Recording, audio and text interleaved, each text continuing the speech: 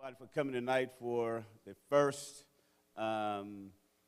mayoral council candidates forum here at First Baptist Church Denby. We're so glad to have you here, and we're so glad we have the candidates who are here tonight. And we have decided to do this as part of the Social Justice Week here at First Baptist Church Denby. This is our second annual Social Justice Week, and we used to have week-long programs that would have guest speakers come in and talk about different issues that are germane to the African-American community. But this week, we decided to have one night, and we wanted to make that night a night when all the candidates who are running for mayor and running for a council seat would come to First Baptist Church Denby and give you their platform, let you know what they're running for, let you know how they are, how they are running, and all the other details that you'll probably need to know. So we're very happy to have them with us tonight. This is probably the first time for First Baptist Church Denby to do this. It won't be the last time. It's not my first time, but it's the church's first time. And so, but we're delighted to be able to bring this to the Denby community, and especially to the Newport News community as well. I'd like to thank our social media site, Facebook and YouTube, and we also like to thank the news media for being here to help us to highlight this as well. So I just want to give some general rules before we get going. First of all, if you could turn your cell phones on vibrate or silence or off, either one of those would be great for us. Also, I want to make sure you understand that this is a nonpartisan mayoral candidates forum. We also want to stress that we are not here to endorse any candidate. We're not here to do that. We are not a endorsing church or endorsing arm of any political group or anything like that. So we're not here to pull anybody, to toot anybody's horn or give anybody any kind of leg up on in the election. Also, we want to ask the audience if you can hold your applause until the end, unless they say something very funny. If they make you laugh, let them know you're laughing, okay? That'd be nice. But otherwise, please hold your, we do have a comedian up here. That's why I said something about the jokes, okay? I am the moderator. I am the Reverend Dr. Earl C. Johnson. I'm the interim pastor here at First Baptist Church Denby. I'm native of Virginia, but I do live in Raleigh, North Carolina. But while I'm pastoring here, I do have a residence here in Newport News as well. I will ask questions after they give a 5-minute presentation of the platforms that they are promoting. And after that, we allow the audience. We do have a microphone standing right there for you. A microphone where you can ask questions. You can write your questions down, and Reverend Jamal Ingram, will you stand? He would come around with the mic, and you'll be able to ask your questions. Those on social media, if you would just send it in the chat, and we will be able to make sure your questions are heard. Let's see any more details. We will also recognize the incumbents, those who are already in office, first to speak, and followed by the challengers. And we ask the candidates if they can, after the event is over, they can stay around for a couple of minutes to shake hands and maybe answer a few questions from you all, as time permits. We do have a time frame. We have each one of them give a 5-minute presentation, but I've already given them reluctantly some leg room, some wiggle room if they need another minute or so. And candidate Vick says I might need to put a timer on her. So I know I need one for Maxwell, so there's no question about that. So without further ado, I'm going to ask those who are running for the mayor position to state their case, and we can get started with nobody's an incumbent for the mayor right now because they don't have one. right, since they don't have one. But we'll start from my left, and we'll go down and allow those to give their presentations. And we'll start with Brother Jenkins. Hi, my name is Dave Jenkins, and I currently serve on the City Council of Newport News. I was elected 4 years ago. I grew up in Newport News. My dad retired from the Air Force and moved back to town in 1964, and I grew up in the Hydenwood area. I attended local schools and I graduated from the College of William and Mary. After that, I served my country. I was a Medical Service Corps officer in the Army for 8.5 years. I served for 5 years in West Germany and 2 years at the Academy of Health Sciences in San Antonio, and then was on Desert Storm with 1st Cav. After that, I got out of the military. My wife was still in. I went through a number of careers briefly, and then finally started working in the manufactured home, modular home field, which allowed me to provide affordable housing for lots of families. And I did that for 16 years. And I really thought I'd do that for the rest of my life. And then about 9 years ago, my mom started having some problems back here. I came back for a short visit, and it turned into a 5-month visit, and it turned into my wife and I selling our home and coming back to Newport News. With the obligations of my mom and being at this point in my life, we decided to do early retirement, and that led us to volunteering in the community. And then that led me to where you see me today, running for office and getting elected. Certainly, when I moved back to Newport News, I had no idea I'd be running for mayor. 4 years ago, I had no idea that I would be running for mayor. But what I've done is, in the last 4 years, I've seen a lot of issues that our city needs help with. I've met with a lot of citizens, and I think we need a fresh approach to problems in Newport News. And the reasons that I'm running for mayor are very simple. I'm running to help us end gun violence in Newport News, because I think that's a problem for our young people and our citizens. I'm running to support our schools, because our schools need to be excellent for our kids to have a great future. And we can never again have a school that we close like we had to close Huntington Middle School. And I want us to support entrepreneurs, small business people, who consistently tell me that Newport News is a tough place to do business in. We can make it better. Other cities do, and so can we. And I want us to do smart things when it comes to the environment. You know, the biggest natural resource we have in Newport News is the James River. And my wife volunteers time with a master naturalist to take water samples and to track the bacterial levels in the river. And we can do better than having our natural resource so dangerous that people can't swim in it sometimes. And also, the city of Newport News was founded as a coal port. We've had the coal terminal here since we got started. But in other cities where we have large coal deposits like that, they cover the coal. So why can't we work with the coal companies and come up with a way to do that here in Newport News and protect the safety of our citizens? My goal is to join this city together. I've worked toward that by being out at a lot of events in the last 4 years, and I would continue to do that as your next mayor. And then I also want us to be the city that gets things done. Because consistently over the last 4 years, I've seen where we're great at planning things, but too often we just don't get them done. So that's why I'm running, and I'd appreciate your support this November. Thank you. Thank you, Councilman Jenkins. Appreciate that. Councilwoman Vick. Well, good evening, Pastor Johnson. Thank you so much for allowing us to share in this forum. To your Denby Baptist Church family, thank you also for allowing us to be here. I am Tina Vick, and I am a Newport News native. I have served on the council for 14 years, and 4 of those years as the vice mayor. So a little bit about me. I'm a graduate of Homer L. Ferguson High School. I'm also a graduate of Virginia Commonwealth University, where I received my mass communications degree.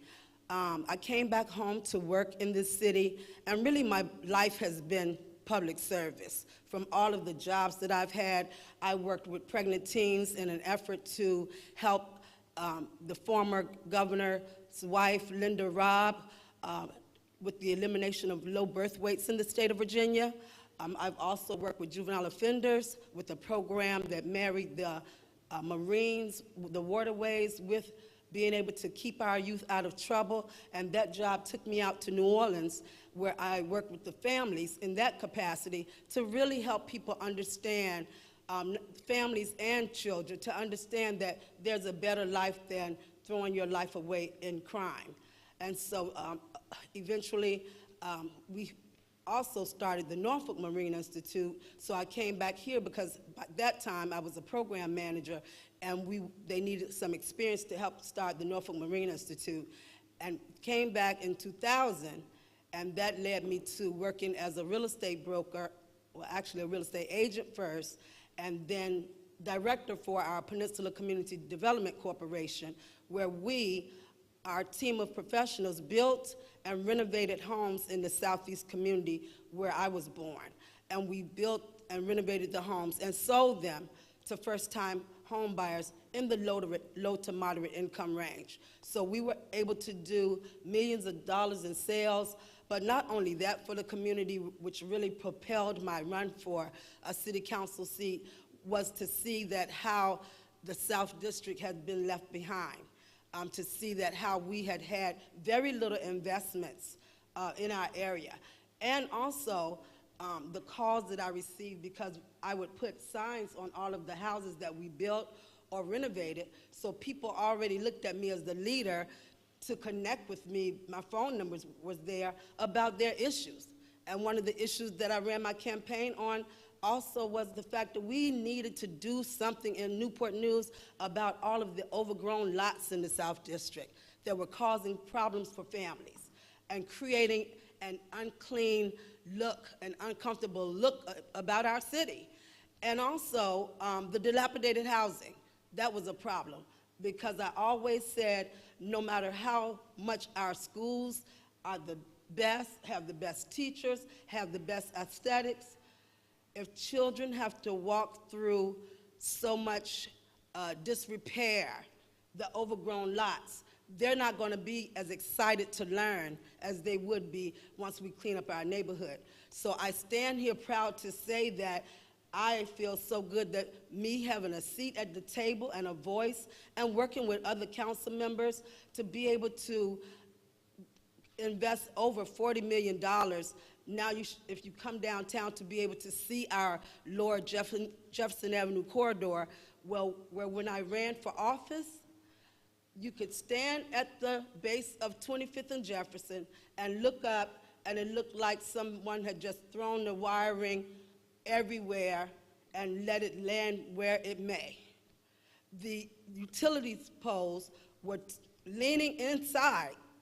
And so as I stood there, and I did talk to the Daily Press about this, and I do have the article if anyone needs to see it, but it created such a despair feeling in our community. So to be able to stand there in 2011 when we completed it and see that now we've taken all that unsightly wiring and it's underground. We now have beautiful black lamp posts in my city, which I just love to see the difference. And I always will say, and as we're transitioning with new housing, Heritage Forest, I supported those apartments, the Nolan Green apartments, an adaptive reuse building just for some of our citizens, and also it was handicap ADA accessible. And also our Brennan Point, that's on 33rd and West Avenue. Those are the type of things that I have been a voice to, have worked on, have worked with council members to make happen in our city. And as your mayor, that's what I want to continue to do, is to not only look at problems, but be what I am, a solutions-driven person, to have the answers. You won't catch me as the mayor just complaining about the city, but really putting in the action, connecting with the people who can do the work, working with our school board to make sure our children are educated and our schools are accredited and the best. And one other thing that I want to do as the mayor, well, several things. I want to continue, as we've done When I first got on the council, because we're in 3 districts, the South, North, and Central, everything was so compartmentalized, particularly the resources and investments. But since I've been on the council, we've worked hard to create a strategic plan where we look holistically at governing our city and making the new way as one city, as opposed to staying so compartmentalized, and it creates such a oneness and better for our city. So I'm excited about being your next mayor for our city of Newport News, because my experience and my qualifications allow me to be the best candidate for your mayor for Newport News. Thank you. And we go down to Philip Jones. Can you hear me? Perfect. First of all, I want to say, Reverend Doctor, it's always a pleasure to come back here. I was here last year to talk about some financial literacy, and I'll be back here in a few weeks. But I really just want to say thank you so much for opening up this space and this opportunity to talk. I understand that your vision for this church is you guys are kingdom building. Is that correct? That's the vision for this year's kingdom building. And so tonight, I want to talk a little bit about city building, right? If no one remembers anything about what I'm going to say tonight, I want everyone to remember that ultimately I am my father's son, right? The reason that I'm here is because my dad and my mom were both Air Force pilots, class of '82 from the Air Force Academy, and they went to Langley Air Force Base. So we moved here when I was in the 4th or 5th grade. And from an early age, they always said, like Philip, Luke 12:48, to whom much is given, much will be expected and required.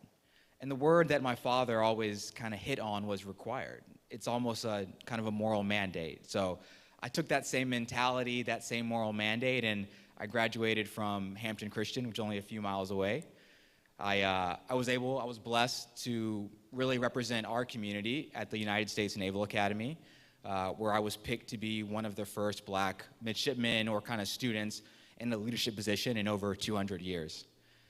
I kind of kept that same mentality of servant leadership of Luke 12:48, where I pledged, the world's greatest fraternity, Omega Psi Phi. I know we have some alphas and some AKs here, but I just want to say 1911. But no, I took that same mentality at the Naval Academy, at Omega, and ultimately when I graduated, I was blessed to become an infantry officer in the Marine Corps. So that's kind of what I've been doing for the last decade. Is I've been, 2 different deployments. I led Marines in Africa and Asia and Europe, kind of the best job I ever had. So I kept that same mentality when I got out of the Marine Corps, when I went to get my master's degree, not only in business, but also in public policy, because I think that's going to be the future. Right? The future is always going to be the intersection of the public and the private sector. And then ultimately, I kept that same mentality when I came back home about 3 years ago. So currently, I'm on the Planning Commission, so we do a lot of the zoning and things in the city. But there's all of these things kind of coming together is who I am, and ultimately, it's just from where my father told me as a little kid was the requirement that leaders have to have. And so the reason that I'm running for mayor is because right now, we stand at a moment in time, right? The decision that all of us make together is really going to set the tempo or set the tone for our city's legacy for the next 2 or 3 decades, right? Ultimately, we are going to have to come together and leverage public and private partnerships. We're going to have to bring City Hall into the modern age, probably update some data and use data to make good decisions.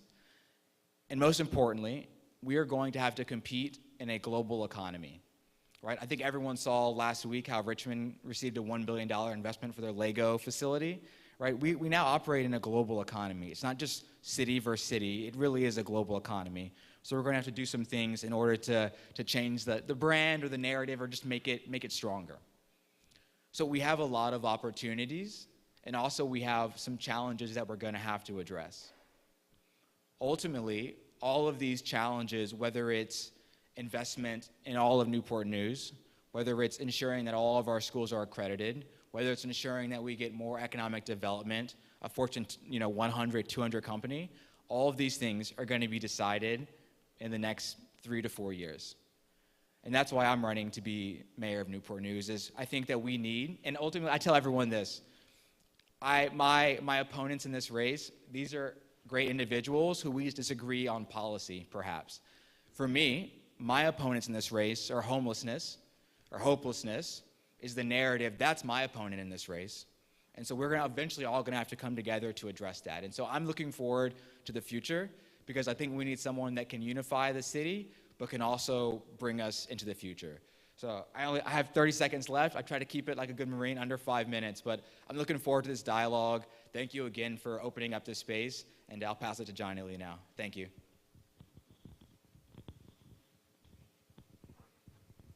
Philip Jones is the name. There are no other mayor candidates, right? I want to read a disclaimer from, if I can find it here.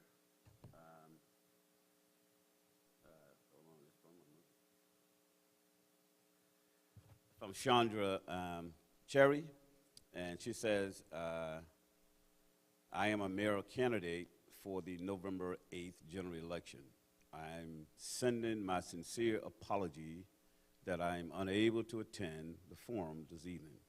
My family received word today that my maternal aunt is being placed in hospice, and this is a difficult time for us, and we are gathering to talk about final decisions that have to be made, and God bless. Amen. So that's from her. So we are complete with the mayor comments, all three candidates, and so now we are going to go with the council forum, and we'll begin. Yeah, you're not mayor, though. So, yeah, okay. So we're going to go with council candidates, right? And so the incumbents will go first, and then others will follow. So we'll start with no incumbents here. Okay, all right, very good. Okay, we'll start with you, Brother Bethany. How about that? Good evening, everyone. First thing I want to do is apologize because for whatever reason on my team's calendar, this was for next week.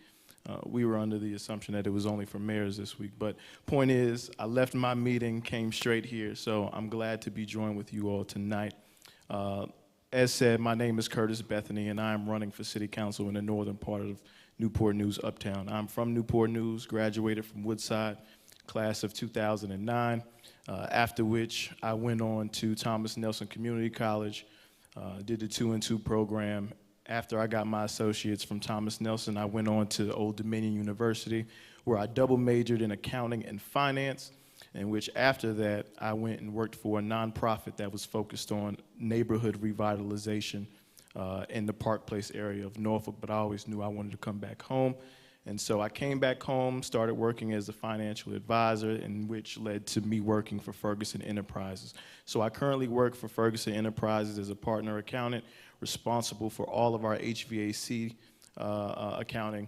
And I also went back to school, got my master's from Liberty University, public policy with a concentration in public administration. And then just this past March, I completed my business analytics certification from Cornell University. So that is a lot to say, but I am running again to represent my home district. I believe that the city needs to be rebranded. No one graduates from a high school in Newport News and says we want to live, or says that we want to live here for the rest of our lives. And I think that is an issue, especially from a city perspective. And then on top of that, and this is not a personal attack, the average age of our council currently is 65. And my reason for saying that is, in order to reflect our entire city, we have to add more perspectives on there. We have to. So again, I'm sorry for being late. I'm here now. I look forward to answering more questions, and thank you again. Thank you, sir. Next. Good afternoon, everyone. I'd like to take this time to thank you all for being here today. You could be anywhere, but you decided to be here with us to hear what we had to say as far as moving Newport News forward. And I also would like to thank you, Pastor, and the rest of the church congregation for holding this event. My name is John Ely, born and raised in Newport News, graduated from Minchfield High School, class of 2002. and just ever since then has been a servant of Newport News. I can remember when I was 13 years old, my mom volunteered on Meals on Wheels. And that moment from there on gave me that community service that you have to serve the community. You have to give back. And ever since then, as a little boy, I always wanted to give back to Newport News. I grew up in the Parks and Recreation. My mom, single mom, she did everything she could possible to keep me busy. She had me in Little League football, basketball, baseball, dance troupe, and somehow she found the swimming class at the YMCA. So she kept me busy because her main goal was she was going to make sure her son was successful and not lose him to the streets. Being involved in a lot of those community activities kept me focused and kept me learning who I am today. As I visit a lot of our community centers, you don't see that anymore. You don't see the Little League football teams going on. You ride past Anderson Park, there's no baseball going on. You go to the community centers, a lot of them are empty. And a lot of times you wonder why there's so much violence, why there's so much crime. We know the answer. We have to put back those activities, clubs, that were once there when we all was about. Put that money in the budget. Hold our Parks and Recreation accountable for making sure our youth are not lost to the street. Instead of them joining clubs and activities, allow them to join other things. And sometimes that may be gangs. We have to change that narrative. We have to give our children hope because they are our future.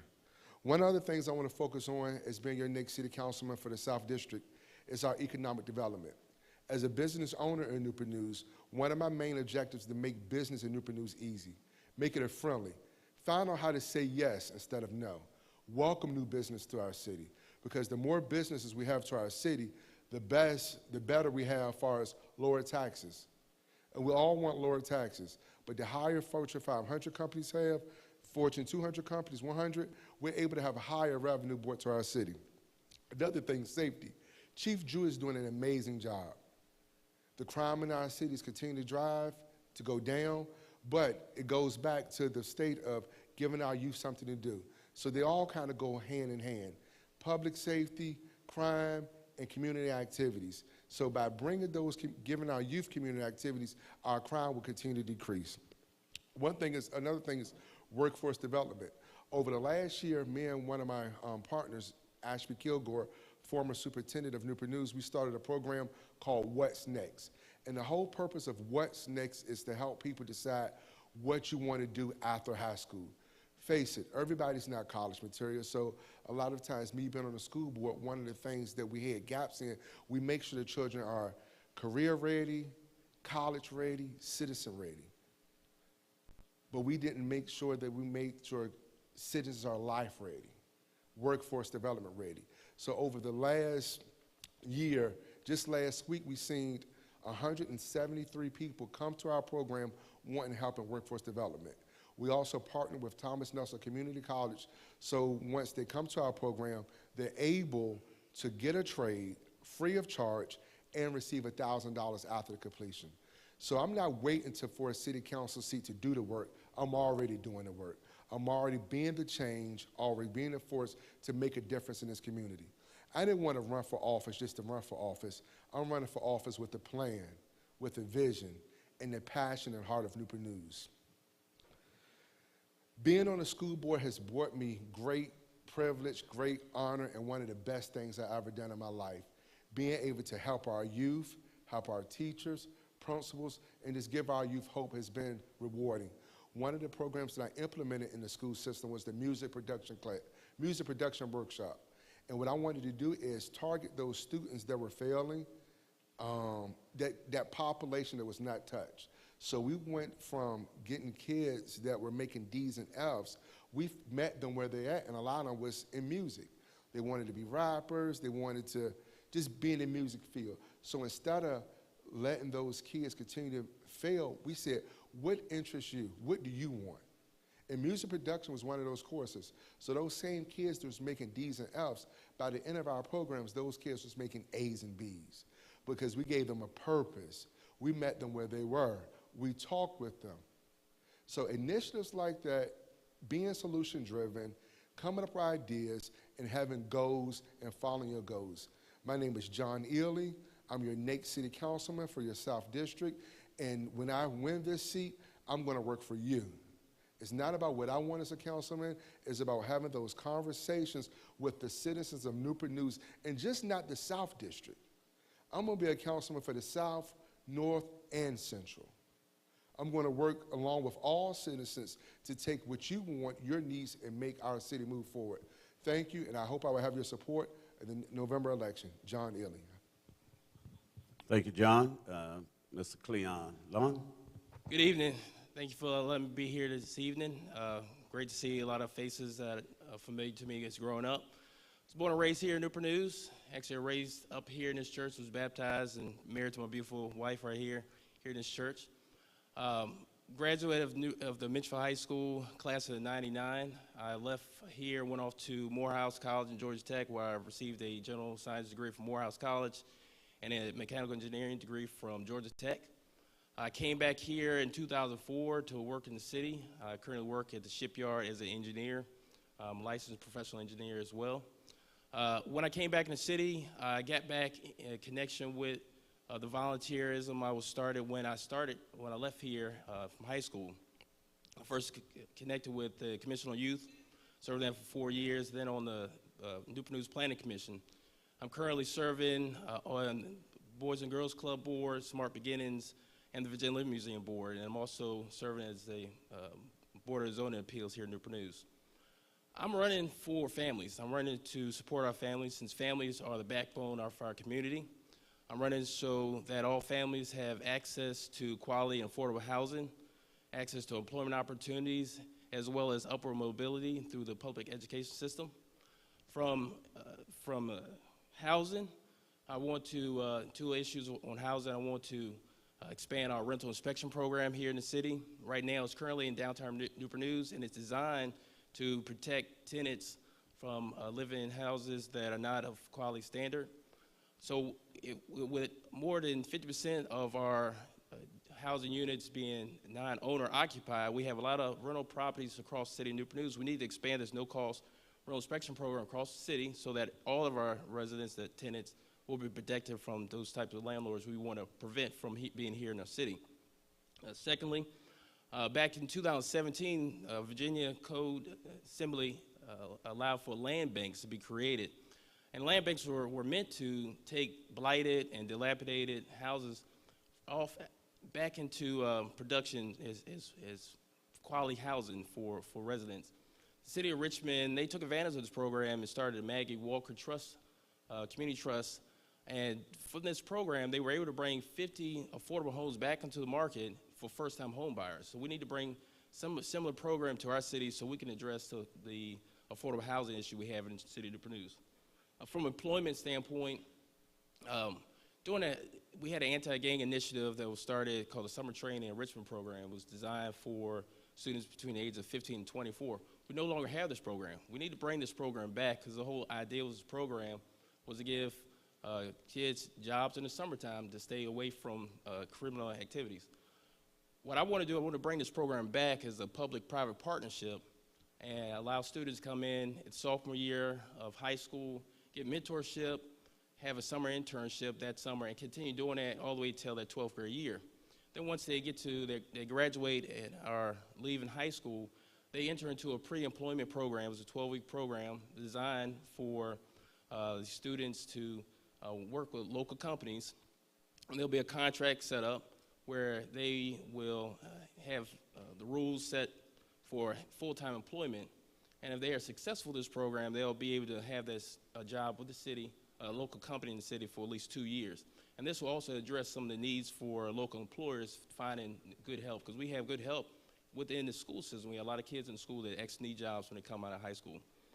And the second, we need to make sure all of our neighborhoods and residential streets are connected to the major roadways. We need to do that via sidewalks. This will help out with our issues with public transportation, getting people to and from their jobs.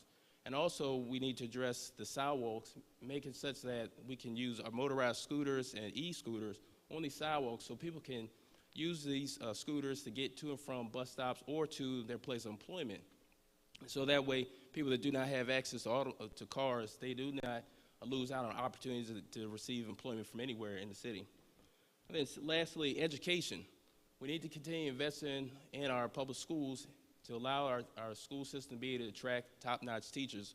One of the superintendent's goals, and the school board's goals, is to raise the pay levels for the teachers so they can attract teachers and not lose them to surrounding cities, because we're living in an urban city and we have additional needs that need to be addressed. So we need to make sure we have money for the school system so they can attract teachers as well as mental health professionals that are going to be in the school system. And then lastly, with education, we have a lot of aging school buildings, and we need to make sure we invest dollars into these schools. But not only that, the school system has started a long-range master plan, and we need to, as a city, get with the schools and look at a long-range master plan for the city infrastructure needs, and that includes the schools. So we need to implement that into our CIP and look at it for overall a long period of time. So that way we do not have to raise taxes in the city to renovate our schools that we have. So I look forward to questions this evening. We talk more about all the other areas that we can improve here in the city. Those three are the areas that I'm mostly passionate about is supporting our families. And hopefully I can get your support. I'm running in the Central District here in Newport News. Hopefully I get your support in over May. Thank you. Thank you, Mr. Long. Now we hear from Reverend Dr. Maxwell. Hey, how you doing? My name is Willard Maxwell Jr., and I'm a pastor at New Beach Grove Baptist Church. And the only history I really have here is a history of service. I've been here for 10 and a half years, and when I came in, I forged a lot of partnerships. I don't think we need to elect better politicians. I think we need to elect better partners. A partner with the Newport News Police in order to bridge the gap between the police and the community. I had a bad experience. If you haven't noticed, I'm black. And so I had a bad experience with the police even here. I had an accident going to get some medicine for one of my neighbors across the street. A car stopped in front of the car in front of me, and no light, no anything there, just stopped. And I think he was trying to make that car hit them, but I hit the car behind him. The gentleman left the scene. The police arrived when I was on the phone with my neighbor, and the cop came up. He was like, "Get off the phone, get off the phone, get off the phone." Hey, why are you on the phone? He was just fussing at me, and a Caucasian woman came over in my defense and said it wasn't even his fault.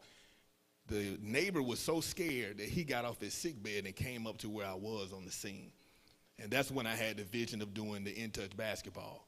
And you know, as a preacher, I am a preacher. I know it's a separate the church and state, but I always have to use God in everything I do. And so, you know how God tell you to do something, you don't want to do it. And he said, start in-touch basketball to bridge the gap between the police and the community. Like, dude, he just cussed me out. Like, really? So anyway, but I have a testimony for this organization. One of the police officers, because now we have the coaches, the police coach the teams as well.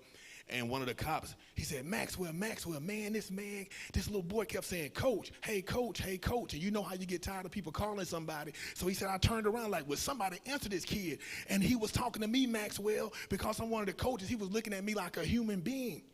He got teary-eyed. I never say the cop's name. You know, if you want to check my stats, I'll let you know. But I never say his name because he was so emotional about it. But he was so happy to be looked at as a human. A lot of times the police can easily dehumanize a community that they never see, except doing a crime. And we can dehumanize the police if we only see them arresting our family members. So I wanted to create a positive interaction. And so with being on city council, I'll be able to expand those partnerships. Also, where you alluded, Brother Cleon was talking about the first-time homebuyer program. I can talk to you about it even more after this, but we do have first-time home buyers program here in Newport News. I partner with HR Cap. What we're doing, buying up homes in the South area and not renting them out. Now, I do rent some because I'm an investor, but we rent some of them out. But the main thing we're doing is revitalize the community to get first-time home buyers in that particular area.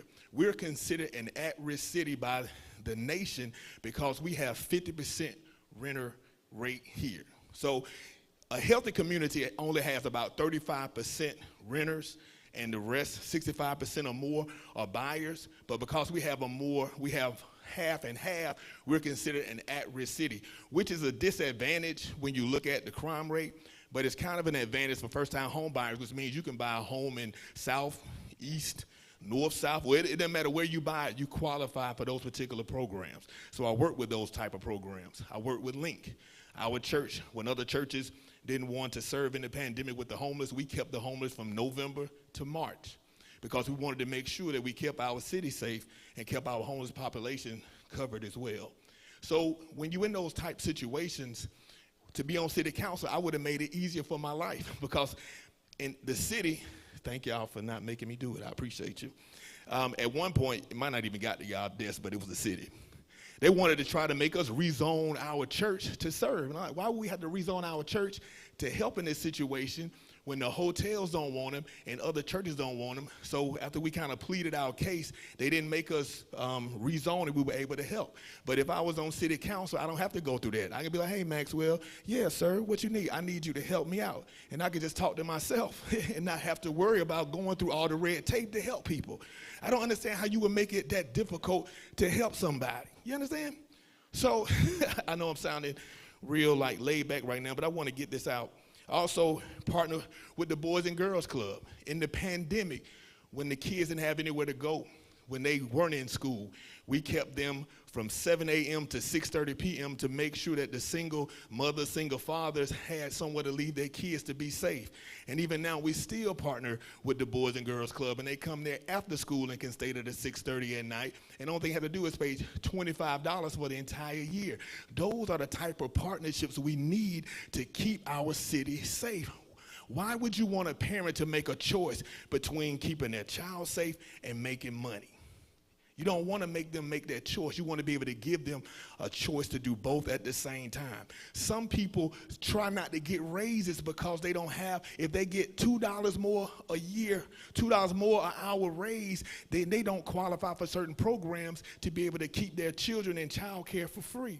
So we want to make sure that we begin to put types of legislation in place to help our single parents and not punish them for making a step up the ladder.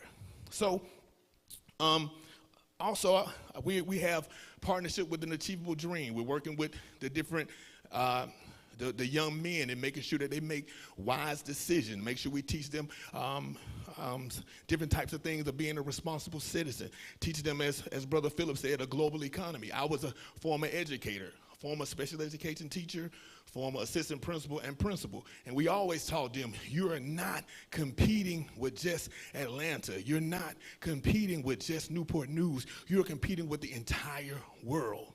And me as a special education teacher, I've learned not to teach to the bell curve. I understand how to teach to each individual person and use each business as its own entity and own problem. So what I've been doing is this. I've been asking businesses, how did you survive during COVID? What made you stay here? What made you leave? Because some people left and went to go to Smithfield because they felt like taxes were cheaper. And I see the businesses all the time because I serve as the chair of the board of the review for the real estate assessor's office when the businesses begin to come and appeal their tax rate, we hear those cases and decide if we should lower them or keep them the same or even raise them. So I see these businesses on the planning commission. I'm able to see the different businesses that come in through the city. And one thing I do hate that happen is certain businesses, I believe, that want to come here who are turned down in certain situations. I don't know the whole story, but I will say I want to make sure businesses come into the city that can generate our economy. We want to make sure we put a servant leader in office that makes decisions based on the need of the city, the needs of the citizens, and not personal vendettas, not on personal agendas, but put the vision above your personality. Some people get upset because I have a working relationship with the chief of police, and they say, as a black man, you shouldn't. You shouldn't have a partnership, but you have to be an inside man. I've had many tough conversations with Chief Drew, and he changed his perspective on certain things. I can say this out loud because it's true. We're good, but I understand He don't understand what it is to be a minority in a city, but if I continue to help teach him, he begins to understand a little more. So I want to make sure I continue to bridge the gap between the police and the community. I want to continue to work with education because I'm on certain different boards and different committees for working with the superintendent, especially those when Brother Cleon was talking about the dilapidated buildings. I'm on that particular committee that's helping to figure out where will we get the funds in order to fund these schools, because a lot of times people don't move to our community because they don't like our schools. I'm almost done. I see you getting ready to close me out. Jesus. I see you, Reverend. I see you moving. So the Department of Defense, they can send their child anywhere to school. And a lot of times, even though they work at Fort Eustis, they'll send their child to Hilton. They're sending their child to Yorktown because they feel like the schools are better. Those schools may not be better, but those buildings sure enough look like they have more technology. So we want to make sure that we build up the schools in our neighborhood. And just like John Ely said, in the Southeast, in the South District as well, in Central, because if we suffer on the north end, they suffer on the south end. If we suffer on the south end, we struggle in Central. This is one city, and we all need to work together. And I have a history of bridging and making partnerships, and I want to continue to bridge the gap to put our vision over personality and continue to keep people over politics. I love you. My name is Willard Maxwell, and I approve this message. Thank you. Thank you, sir. Thank you. We're going to begin now with a series of questions, and I'm going to ask a few, and then I'm going to ask those in the audience who have questions, if you would, we're going to put the mic right here. The first candidate, Curtis Bethany. And we're going to put a mic here for you. If you all would stand and line up here, and whoever wants to be first, second, third, fourth, fifth, to start a line here, and we'll move from there. Yes. That spoke first, James Ely. John Ely. John Ely. And Cleon Long and Mayor, not Mayor, but Pastor, why don't we just start left to right and just say names and like what they're running for? If that's helpful. I think y'all did that. I just want to make sure. She asked for the first person who spoke, and his name was Jenkins. Right, Jenkins. I messed that up. That was my fault. My question, though, is a follow-up from what Reverend Maxwell was talking about when it came to education and it came to housing. And I want to direct this to Councilwoman Vick, because she's already on the board. She's been there.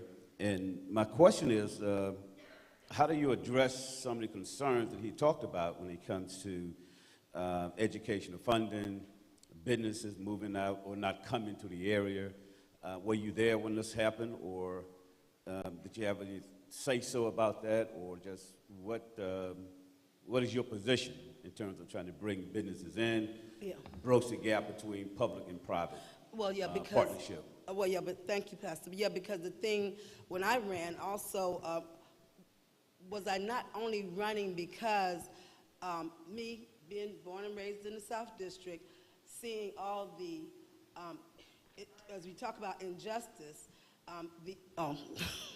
I'm sorry, I used to be a cheerleader at Ferguson High School, so I think everybody can hear me without a mic.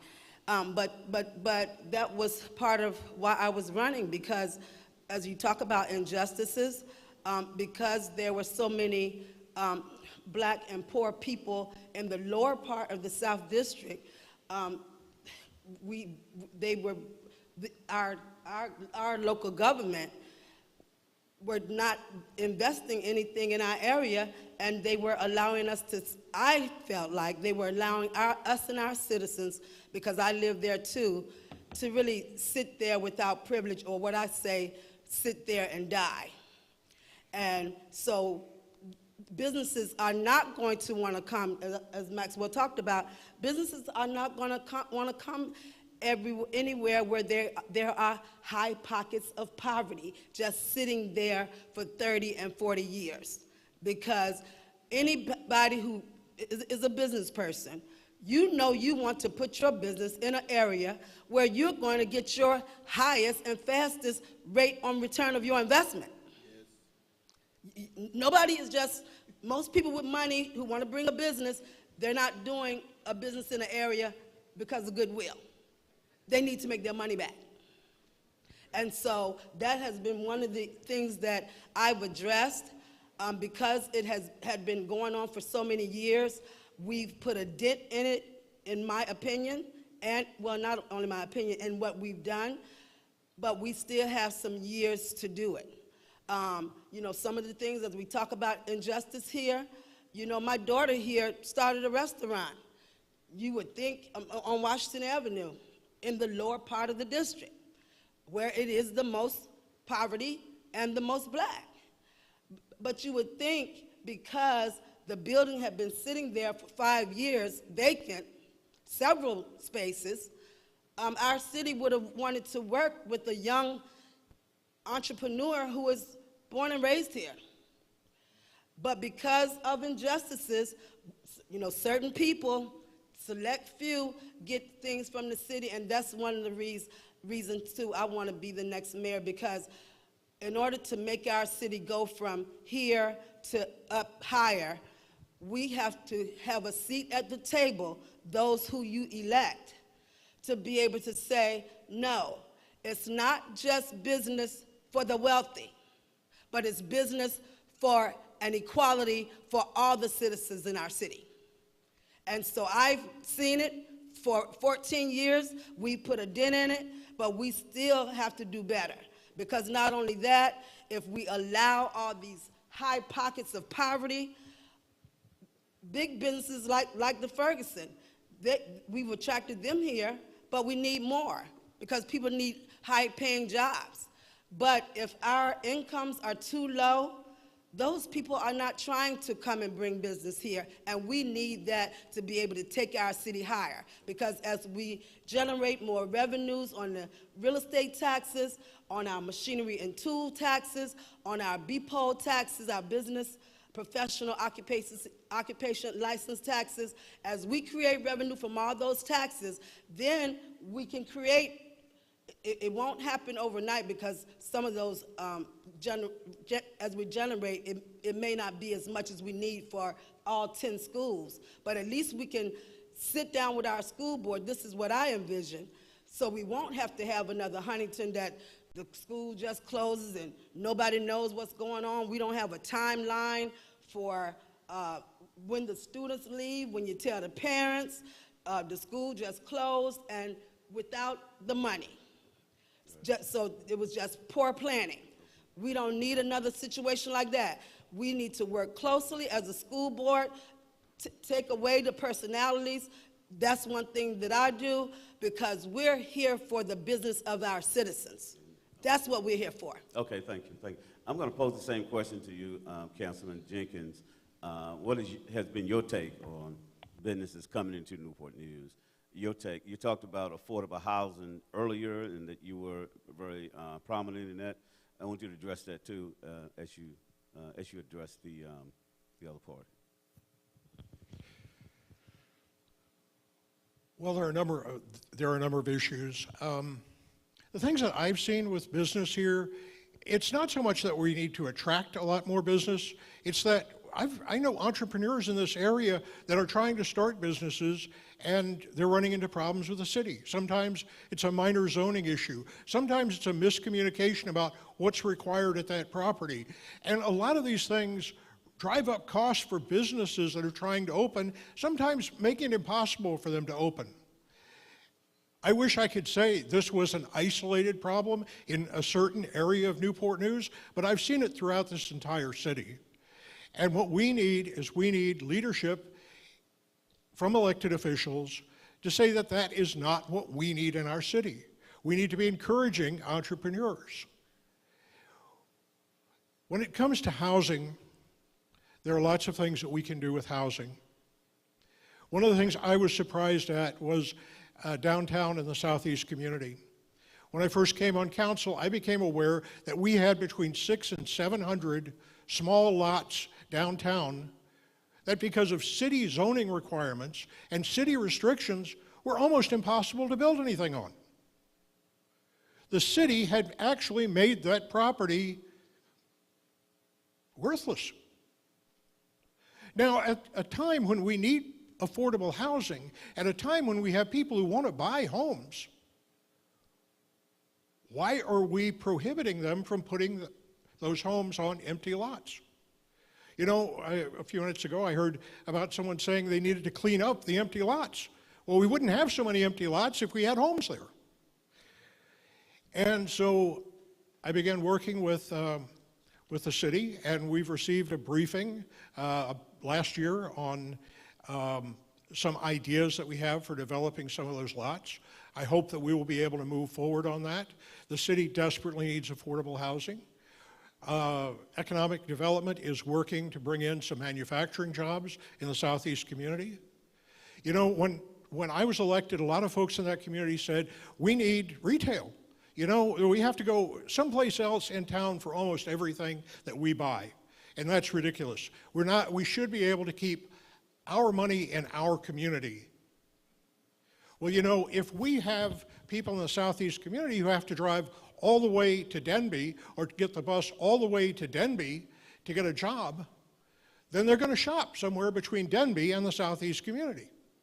But if we can put in some good manufacturing, industrial jobs downtown, which economic development has been working on, and we fix the housing part of that equation to where people can have great homes there that are affordable, then retail is going to want to be in that area because they're going to see the potential there. It's very much like the neighborhood I live in Hydenwood. You know, they put in that subdivision of homes, and that created the Hydenwood Shopping Center. The city didn't have to go out and find people to go into the Hydenwood Shopping Center. The demand produced the business interests. And that's what we need to do in our southeast community. As far as some other things that I would see us doing to help affordable housing, you know, decades ago, this city went to highest use zoning. So along Warwick and along Jefferson, you have commercial property. Well, you know, commerce is not going to come back the way that it was a few years ago. E-commerce is going to play a role. So rather than having a lot of empty spaces along these major roads in our city, why don't we allow the development of affordable apartment houses there? Homes that would be on the bus routes. Homes that would be within walking distance of a grocery store or a restaurant. I could see a lot of people being really interested in that early in their lives when they can't afford to go out into one of our neighborhoods and afford to purchase a home. To me, it's all about prosperity. If we can get our citizens in something that allows them to prosper, they're going to eventually make investments in our city, they're going to stay here, and they're going to be really happy. And that's kind of my take on all of this. Thank you. Thank you. Philip, I see you ready to respond. No, I appreciate it. I forgot to mention when I gave my introduction that after I graduated business school, I work at an international consulting firm. So just basically think of me as like Olivia Pope in Scandal. I fix things, right? But instead of like high-powered clients, we fix things for Fortune 100 companies. We fix things for cities. So like mayors will hire us to fix things, and so will nonprofits. So when it comes to economic development, as a business background, it's something that's kind of near and dear to my heart. So I'll kind of answer more of that, and then maybe if we have some more time, we can talk about affordable housing. But I think what everyone said here has been correct, right? Everybody wants to, a rising tide lifts all boats, we need more businesses. But I think it's more of a tactical, how do we actually get businesses to come here? So I'll kind of divide, thank you.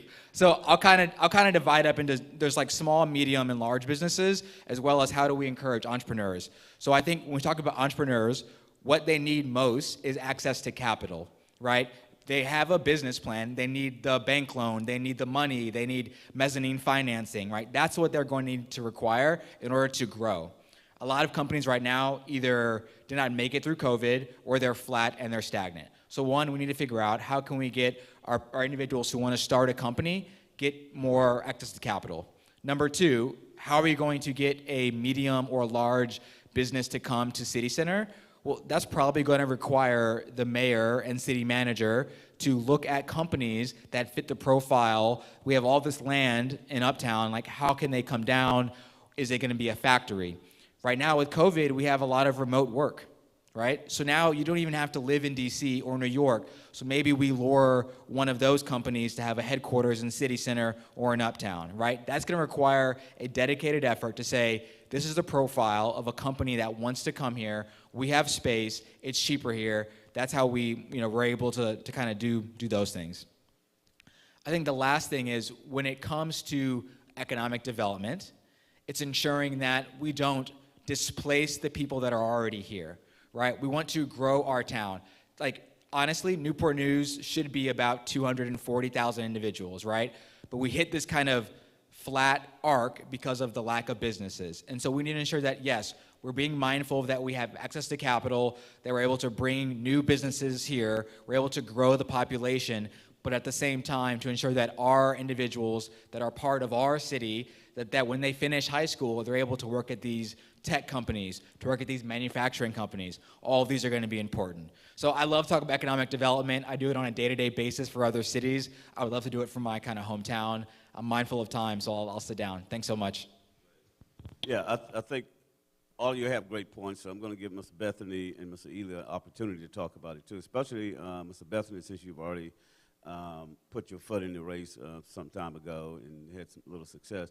But what's your take on economic development and the housing piece that they also talked about?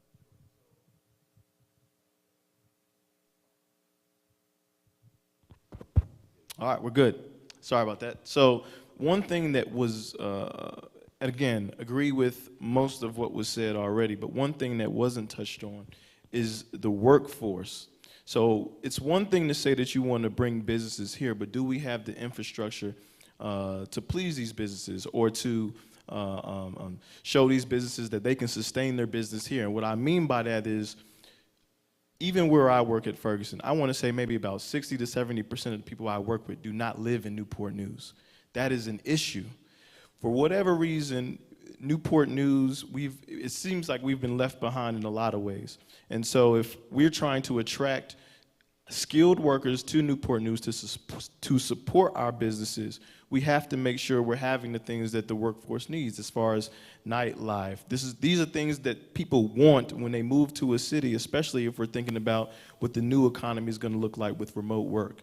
And like Mr. Jones stated, with remote work, now we're going to have to compete with larger cities like the Charlottes, like the Austins, because people can work anywhere. And, well, I'm sorry, they can live anywhere, but work, no, I'm sorry. You know what I'm trying to say. Man, goodness gracious.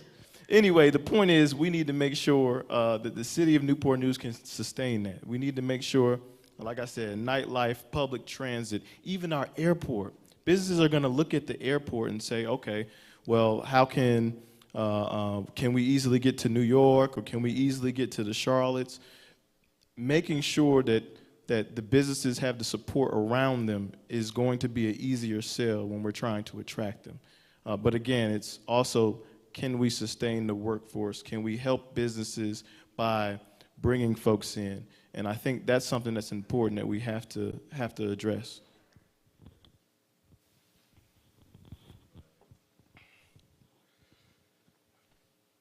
Starting with economic development is an easy subject because I'm already doing it. I'm already partnering with our major top 500 companies like the Shipyard and other companies in our community to give direct access to workforce development. Because if we don't have the skilled workers, we can have all the companies to come to our city, but if we don't have the people to do the job, it's no point for the companies. So that's my whole initiative. Been doing the work a year, getting people ready for workforce development, getting them ready in HVAC, getting welders ready, getting plumbers ready, electricians ready.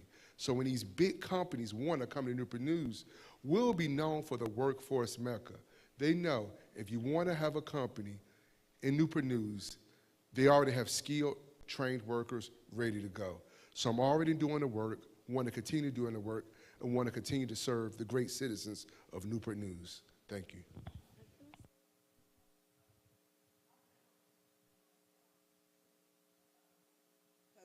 I've served on the Greater Workforce, oh. I've served on the Greater Workforce Peninsula Board since 2008, and that was another thing. Some of the solutions to creating a better workforce are going to be that we not operate in our silos, because I've sat there and listened to that organization as we worked just on this side in Newport News and Hampton, Poquoson, Williamsburg, James City County, York County, and we did work on the workforce on this side, but 2 years ago, as our leadership has changed on the board, people are more ready to work together. So we did, July of last year, we worked with the governor, who was then Governor Ralph Northam.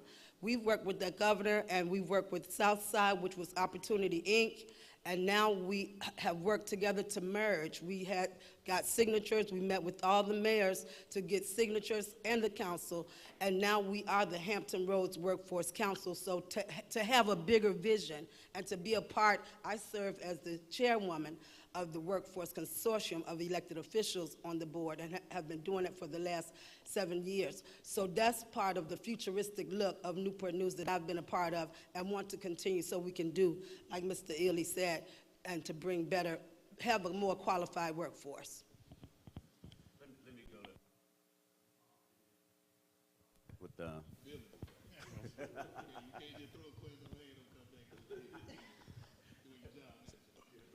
So from the standpoint of what employers want a healthy and educated workforce. So that's why I stated that we want to invest in our public education system. We also need to make sure we have parks and recs throughout the city with bike trails and bikeways. That's why we talked about connecting the neighborhoods throughout the city, not only just for employment, for getting people to employers, but also get them around the city in different areas for enjoyment, and then also for healthy living. And then also just recreation and entertainment throughout the city. Well, this city, we also often have city events where we have it in city center, where we need to have in all parts of the city, equal and same in every area, so that way every resident in the city can enjoy a quality of life. And that's what employers are looking for, a healthy and educated workforce. Now, from the economic side, the South Side has a transatlantic fiber optic that connects to South America and also in Europe for real-time data. We at Newport News, we need to get on with the hub that South Side has to connect the peninsula to the South Side transatlantic hub, so we can actually attract businesses that are looking for real-time data when they're doing business internationally with Europe and South America. And then also, we need to really make our airport a real peninsula airport. Right now, we only have Hampton and Newport News serving on board. We need to expand that out so we can be a real regional, include York County, Williamsburg, and James City County on the airport commission, so that way we actually can start collaborating with other cities in this area to attract businesses to the area. And then lastly, one thing the governor right now has given out to a lot of cities, ready work sites, which is a lot of times companies don't want to come to an area and have to create the infrastructure that it needs. They're looking for cities that already have these ready work sites available. And one thing the governor has allowed is for cities to apply for grants to get these ready work sites. So we need to utilize some of the programs that come out of the state so we can take it and use it in our economic development so we can attract businesses to the area. Thank you. Thank you, Reverend Doctor. I do appreciate you getting to my side. Thank you so much. Anyway, well, like I said before, I'm already doing the work. I just need you all to help me to expand the platform that I already have. And the workforce, they are in our building, and they help individuals to get jobs and things of that nature. HR CAP is in our building, and what we do is we partner with them to teach people how to write their resumes. During the summertime, I partner with the sheriff's office, and we hire individuals who have just recently been released from prison to make sure that we don't have the recidivism of having them going back to jail. So we work with these individuals already. We had adult ed in our building, and for about 6 or 7 weeks to make sure that we teach individuals who have not received a diploma to help them get their diploma so that they can be able to get some higher level jobs. So we're already partnering. I'm already partnered with this. And again, with HR CAP and their subsidiary, the PCDC, we're building up the southeast side of the community, buying houses and making sure we revitalize them and get them to first-time home buyers, because a lot of times first-time home buyers are missing out in this competitive market because so many different individuals, so many different investors come in with cash. And right now, a lot of individuals are afraid to put their house on the market, so the supply and demand. There's about 7,000 people that want houses, but there's about 1,000 on the market. You do the math. And so a lot of times people are being outbidded, and so investors and renters and Airbnbs are taking over because some of the people that don't have the capital, as Brother Philip said, they can't afford those particular houses. But when you come in with a program, working with HR CAP, working with PCDC, you can kind of control the landscape of some of those things, especially when I get more investors. Any investors, I know I'm running for something, but if you have any investors out there to help us purchase houses so we can get them to first-time home buyers, that would definitely help a lot with stabling out our neighborhoods. When you have someone living beside you that's purchasing a house, they will take care of their yard better. That continues to keep your value up. That's how you attract businesses. That's how you keep those pockets of poverty from rising up, because you may have some renters there, but if they have someone that lives beside them that's buying a home, a doctor, a lawyer, a teacher, they can help teach those individuals who are renting how to purchase homes, because sometimes you don't learn a lot of things in school, but you catch those little conversations when you're in the midst of people around you. Back in the day, we grew up in communities where we had lawyers here and a garbage man there. We had communities that were full of individuals that were able to teach somebody and help pull them up. We don't want to give them a handout. We want to give them a hand up. And so if you have any investors out here that can purchase homes, maybe you'll still make money and you still are ministering to people, because now you're helping them purchase a home instead of rent. Now they're building equity. They're building an economy. Now they're valuing themselves more. And so when you don't value your own life, you're not going to value my life. So if we can't help people be able to learn how to value themselves, we are doomed. Do you hear me? So we want to make sure that we continue to help these individuals purchase homes, help these individuals get jobs. Just like Brother Ely say, even though I'm a principal, I have my doctorate degree in education. But I do know everyone does not have the ability to go to college. I taught special education, but a lot of my kids have jobs. Why? Because I met them where they were. And if we continue to just push out individuals who are first-time home buyers and continue to just allow all the investors to buy up the properties and Airbnb them and rent them out, our neighborhoods are doomed. So that's why you put someone like me in office who's already partnering, and now they can be in the conversations in the beginning to make sure that we're able to change the landscape of what's going on in Newport News. Help me, help you. How did Jerry Maguire say, help me, help you. I promise you, if you put me in office, I will make sure that I continue to do what I'm already doing, continue to partner with your church, other churches, and other organizations to make sure that we make this city, as Brother Philip Jones says, a competitor in the global economy. Thank you. Before we get to the audience, we do have some questions from social media. I just want to throw this to everybody, change the conversation a little bit, and go to poverty, gun violence, and inflation. And have you guys comment on that in terms of the poverty rate, poverty level here in the city of Newport News. What plans do you have to combat that, especially homeless problems that you have here? Gun violence, I know Reverend Maxwell said it's not a major issue like it is in certain cities, maybe like it is in Portsmouth, but it is a problem in every city. What would you do? Did you say something similar to that? Okay. And so want to address the gun violence here, and also the last one to deal with inflation. What the city council would do in the years to come as we continue to fall into the jaws of high inflation. And anyone can get started on that.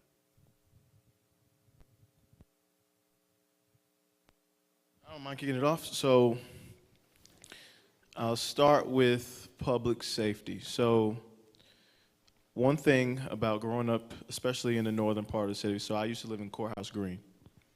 And so resources, whether it be to access to jobs, health care, there are a number of reasons why people feel like they result to violence or a crime, but specifically to gun violence. My brother was killed 4 years ago.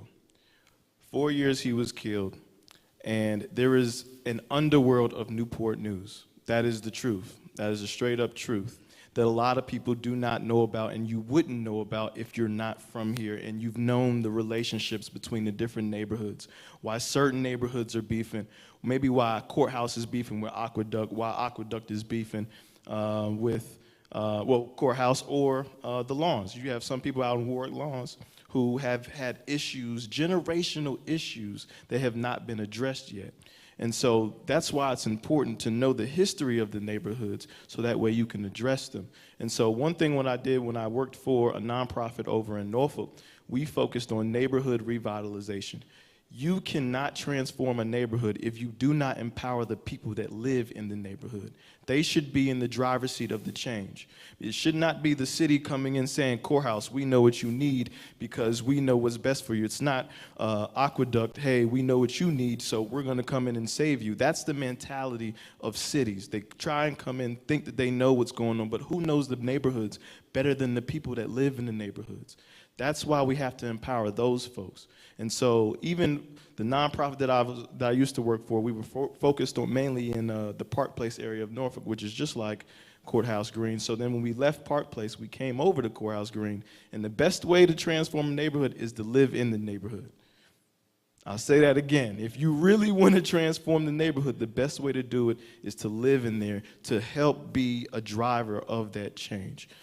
So we did the best that we can. It ebbs and flows. I mean, you take 10 steps forward, and say, for instance, a young brother in our neighborhood got killed, and then all the momentum that we had, it kind of dwindles down a little bit. But the point is, you can't be afraid to keep fighting and to keep empowering those people that live in the neighborhood again, because that's the only way it's going to change, and it's the only way it's going to be able to sustain itself is if the people in the neighborhood invest in it.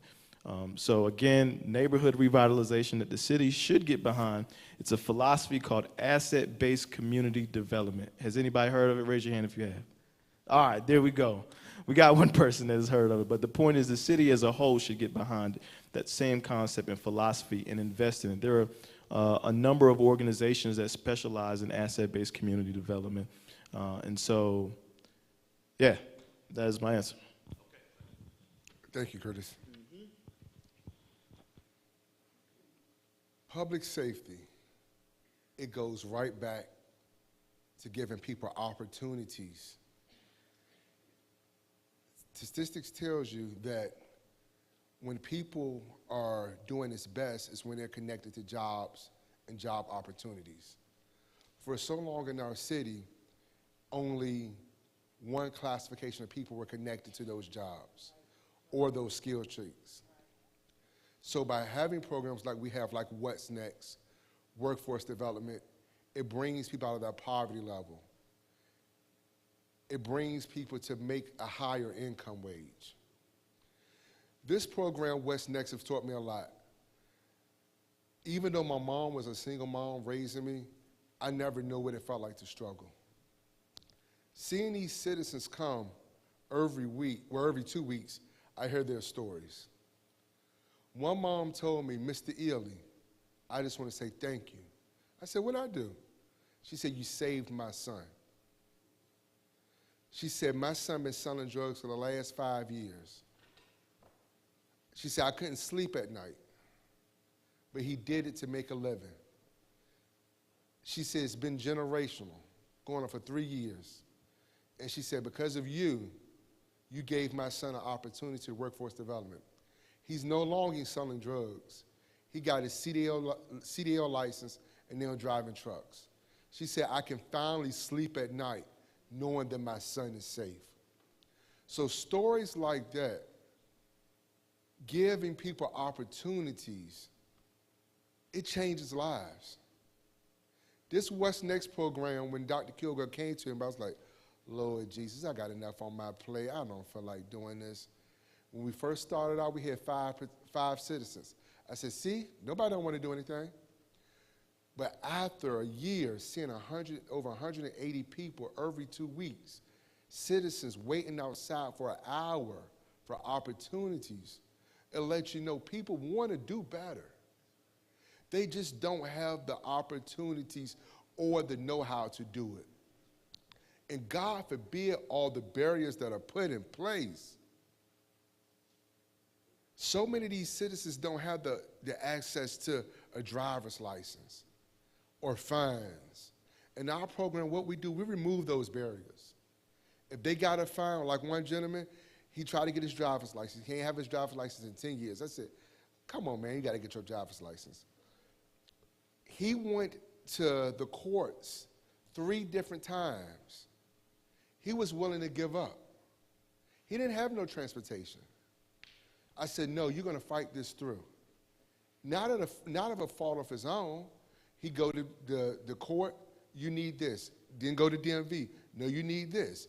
Then go back to the court. Oh, we messed up. Then go back to it was a back and forth area where I said, I see why so many people drive with no license, because there's so many barriers in place for you to fail.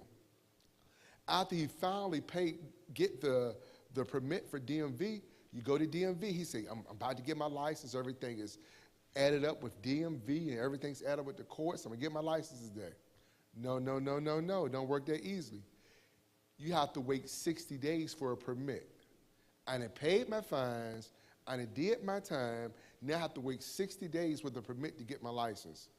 But if you're fortunate and you have money, you could pay a driving school $600 and get your driver's license the next day. But so how do you, as a council person, can solve that? I mean, what kind of policies can you put in place to make that go away? I'm doing the work now. With that gentleman, what we did was we found funding to move that barrier out of that young man's life because he was willing to give up. And when you, as a city, as this size, you have to have a funding in place to help remove barriers. Because if you don't give people that second chance in life, we're going to continue that cycle. The crime is going to continue to rise. So what we're doing with workforce development, removing barriers, is how you move a city forward. Okay, Thank you. Thank you. Okay. We're going to try to get y'all down to like 2 minutes for the next comments. Don't worry, I'll be brief. Because we got a lot of other questions we want to get in. I hear you. So I'll say this: when we talk about homelessness, we talk about public safety. I think it comes down to a verse in the Bible: "Whatever you do for the least of me, right, you do for me." And so we'll go very quickly. I think for homelessness, if you look at the New York Times, there was an article about 3 days ago about the city of Houston. Right, Mayor Sylvester is literally right now going to be the first city to basically get rid of homelessness. So what they've done, I think we can look into it, is that they do a housing first initiative. So basically they move them directly from the street, directly into homes that have been left, into buildings that we have. We have a lot of old hotels that no one uses. We have a lot of old homes. So I think something to look into is it feasible to move individuals directly from the street into homes? It's proven that once you have housing first, that's like Maslow's hierarchy of needs, right? Once you have the housing, a lot of stuff kind of falls into place. So that right there is homelessness.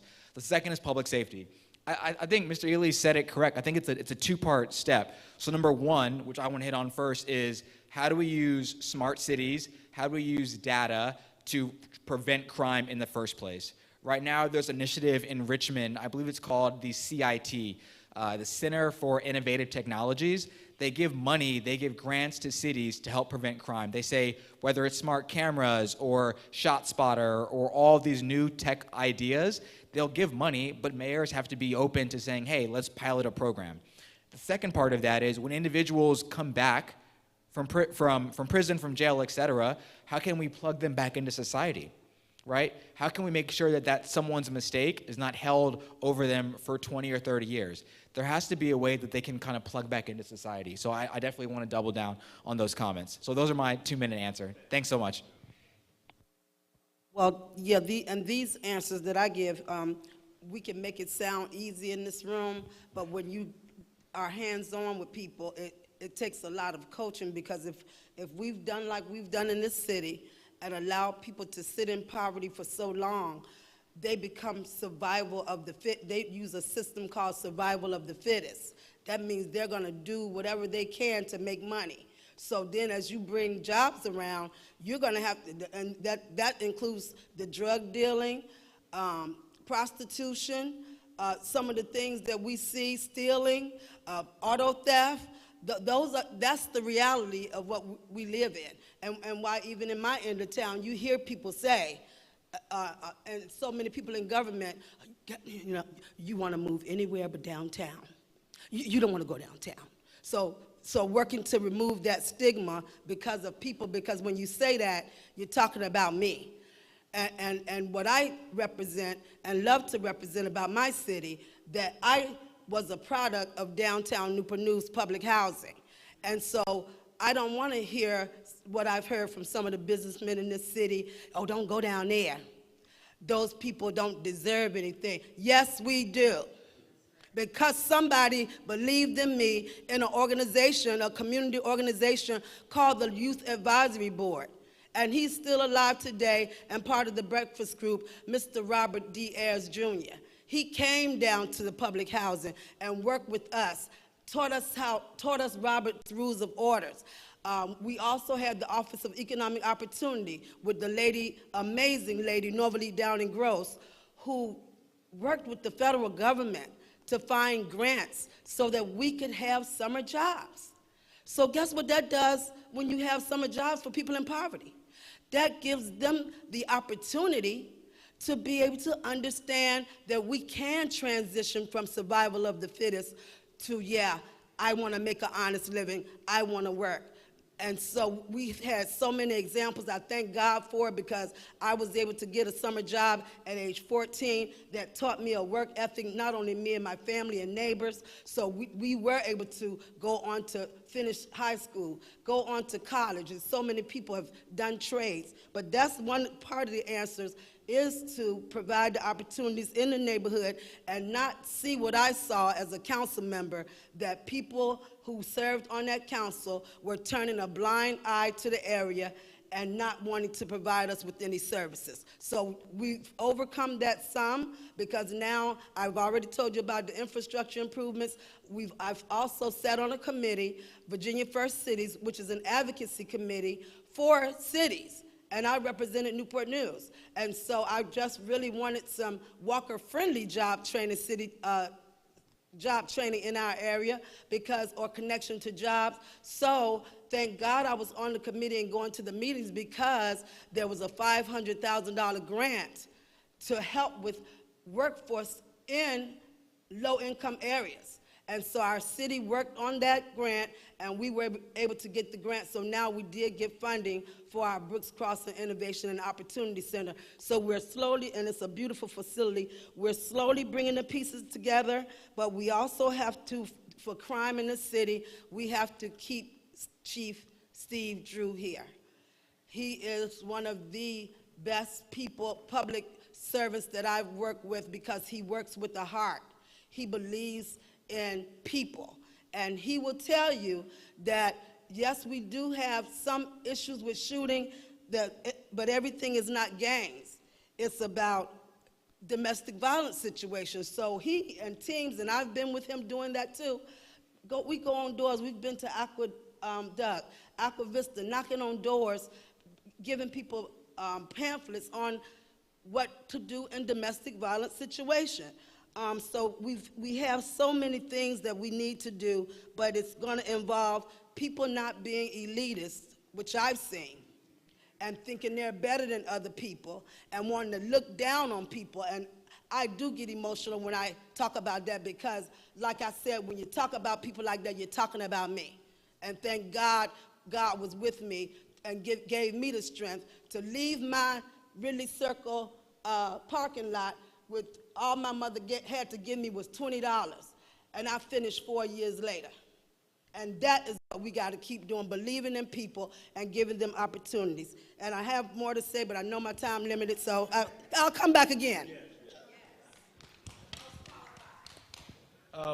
So for our children, we need to address the feeling of hopelessness, give people the opportunity. And one of the items I wanted to bring back, which we stopped in the city of Newport News, was the summer training enrichment program designed to give our kids jobs in the summertime, and then eventually we'll move them into that pre-employment program I spoke about so they can have full-time work after they leave high school.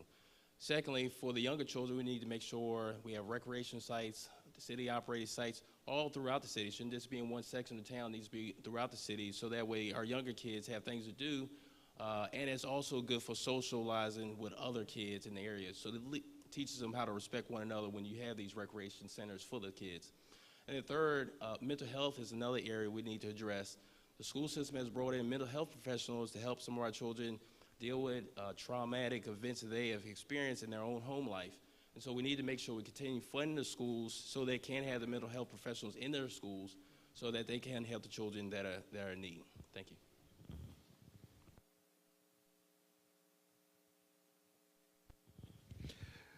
A lot has been said already, so I won't repeat some of the things that I obviously agree with. There have been a lot of great ideas here. But one of the things that hasn't been mentioned is partnering with community organizations fighting gun violence. That was one of the things that we recently were able to do as a city.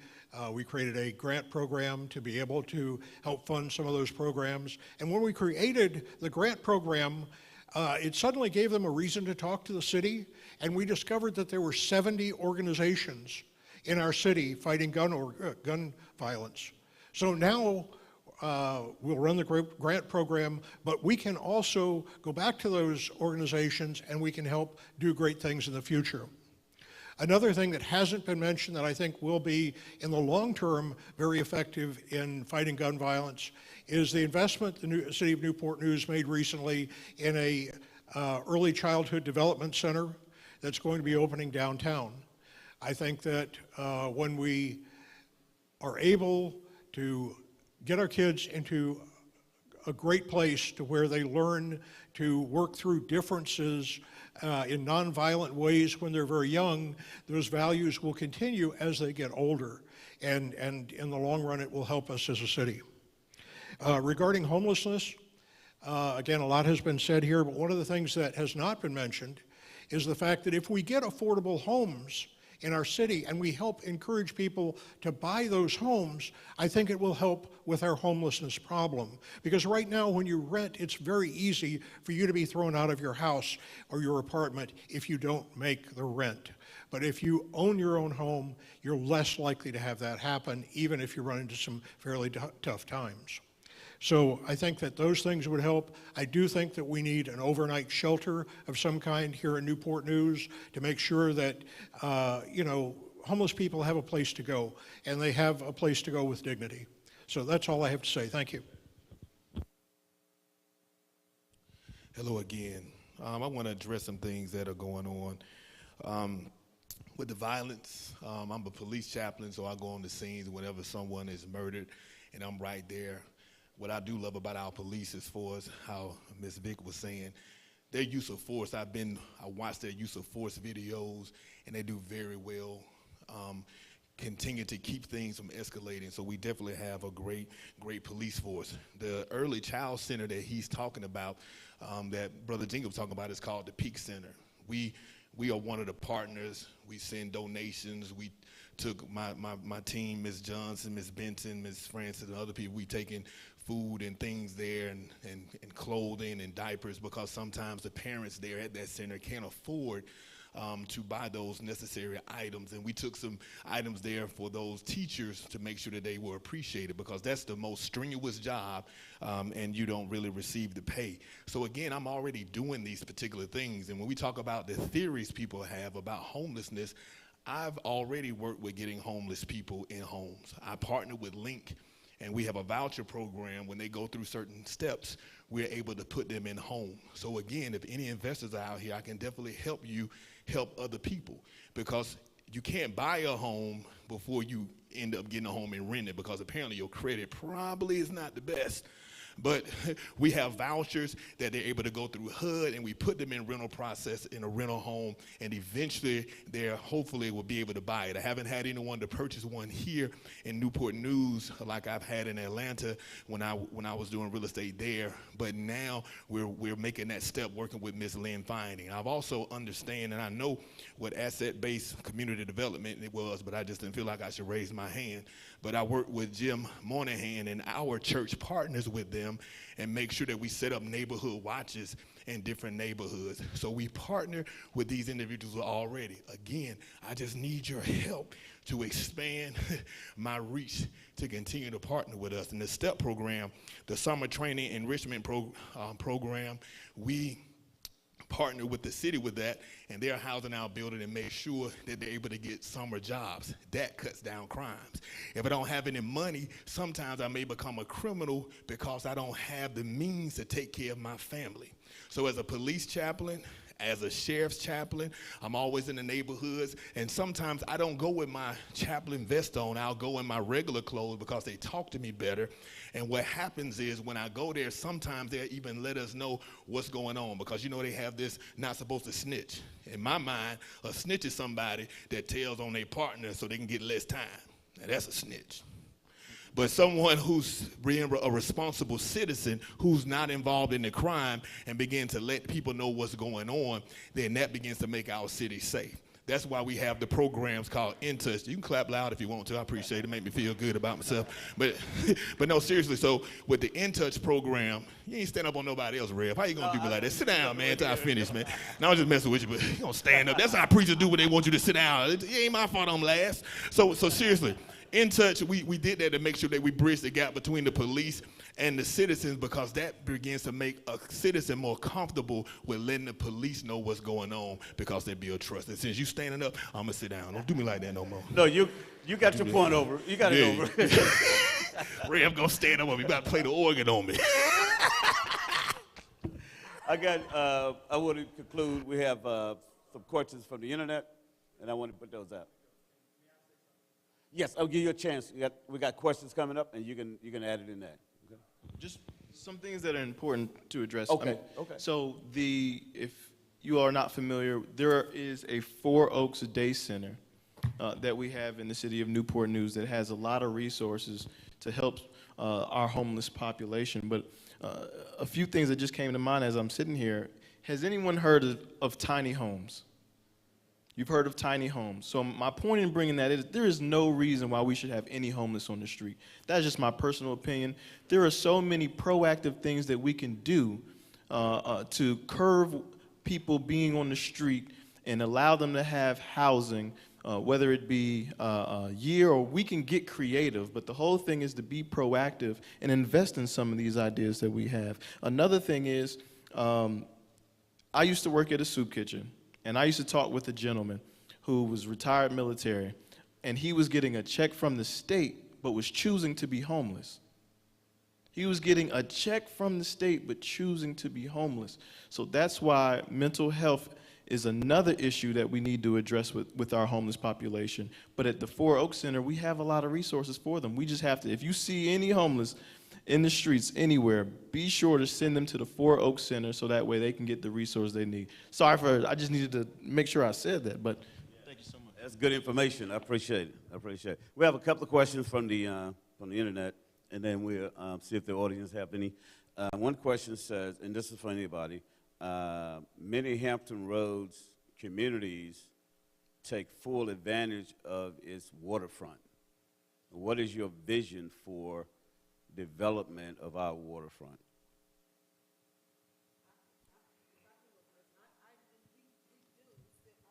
Jewel of water in our city. I know some of you have already read about the stories over the years with the city farm being closed, and the prisoners moved to the jail downtown. But that community, it's been discussion on should we keep it a park and just kind of fix up the water around it, and no development. But that's one of the things I would love to do as the mayor, just really work with the council school board, our Economic Development Authority, to be able to have discussions about what can we do better for the waterways. Because young people who want to come, well, I can't even say young people, I'm older. I'm one of the older people that Curtis Bethany is talking about, but at least I still look good. Do y'all agree? and I work well. And I work well. But the thing is, we want to be able to come. I know I want to be like a San Antonio. We might not get all the way there because we don't have the water flowing all through our city like a San Antonio, but I would love for people to be able to have a committee of citizens, business people to really brainstorm, get proposals, get concept of what we can do, because that's one of the things that I want to do. We've got to bring some vibrancy to this city on our waterways. Okay, thank you. Anyone else? In less than a minute, if you can. I mean, we are pressed for time. Maxwell. I think there's lots that we can do to develop our waterfront. One of the things we're doing right now is developing the boat dock with the seafood restaurant downtown. We also have some great possibilities at the old bag factory that the city bought for economic development. And so, yes, we can do a lot of great things. I know we're pressed for time, so I won't go into more. Yep, and the last thing I'll say is if you look at the city of Pittsburgh, I think it's a good case study of how they were able to pivot off of steel. And if you look at the population, if you combine the population of Newport News and Hampton, that's about the population of Pittsburgh, right? So Pittsburgh was able to pivot off of steel.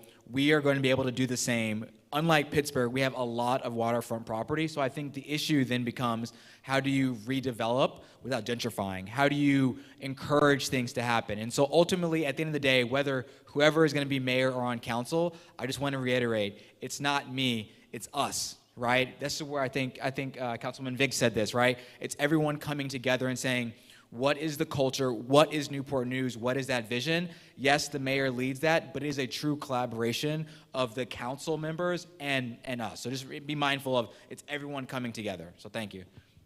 Another question from the internet, and this is for anyone, maybe some of the others who didn't answer the last question. What projects are you most pleased with that you have done within Newport News area, globally, and especially during the pandemic? And be specific.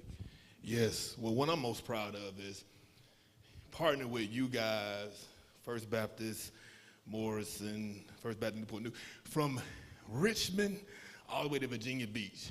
In the pandemic, and not even in the pandemic, when we pulled together as a community to take care of Flint, Michigan, we sent 190,000 pounds of supplies to Flint, Michigan. And the thing was, I was going to cancel the whole event as far as us packing up the trucks because it was going to be 12 degrees the next day. But then Rob Coleman was like, nah, man, you put it out there already. Do you know your church, other churches, and the sheriff's department, the police department, even Bobby Scott grabbed like 2 cases of water. You know, he even worked. So it was so many people in the community that came together to take care of people we didn't even know. We had trucks 10,000 pounds overweight, but because the nation heard what we was doing, they let them go through and told us that don't let it happen the next time. They didn't fine us or nothing because they saw the energy that this city curated together. You all came together, the army, I'm gonna just say the armed forces, so I missed anybody, the churches, the police, everyone. And in the midst of COVID, right when COVID hit, remember Tennessee had that disaster? In the midst of COVID, World Vision said we were the only city to send a truck out there. We sent 3 trucks of supplies to Tennessee when we were worried about being in a pandemic ourselves. That shows you the heart of these people. Your heart, clap for yourself. You're not clapping for me. You did it. I can sit up here and say give. I can sit up here and say come volunteer. But if you don't give, if you don't trust us to use the resources the way we're supposed to use them, it won't happen. You all helped us send 3 trucks to Tennessee in the midst of a pandemic when you couldn't even go to work. Just like Philip said, to the least of these, you took care of Jesus. I know I ain't supposed to say that on TV, but let it go ahead. You all pulled together and took care of the community, and I appreciate you. That's why I want to run as well, because I know that you all play a team sport. Thank you.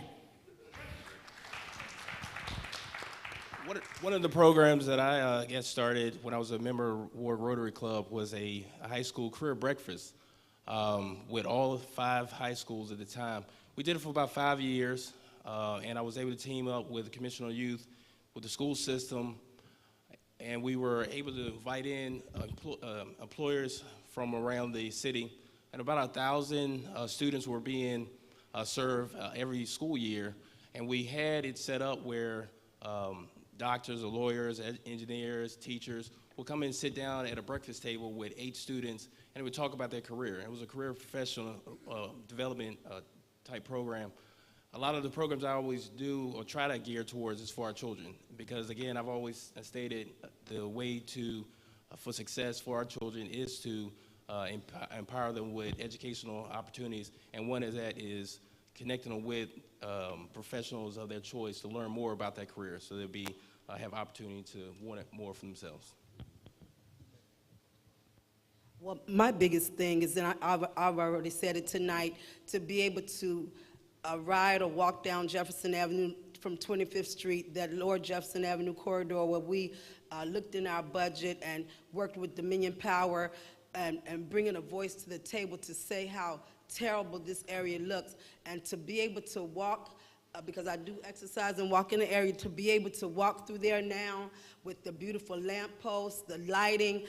Christmas time, we were able to have a bonfire out there for our families and children.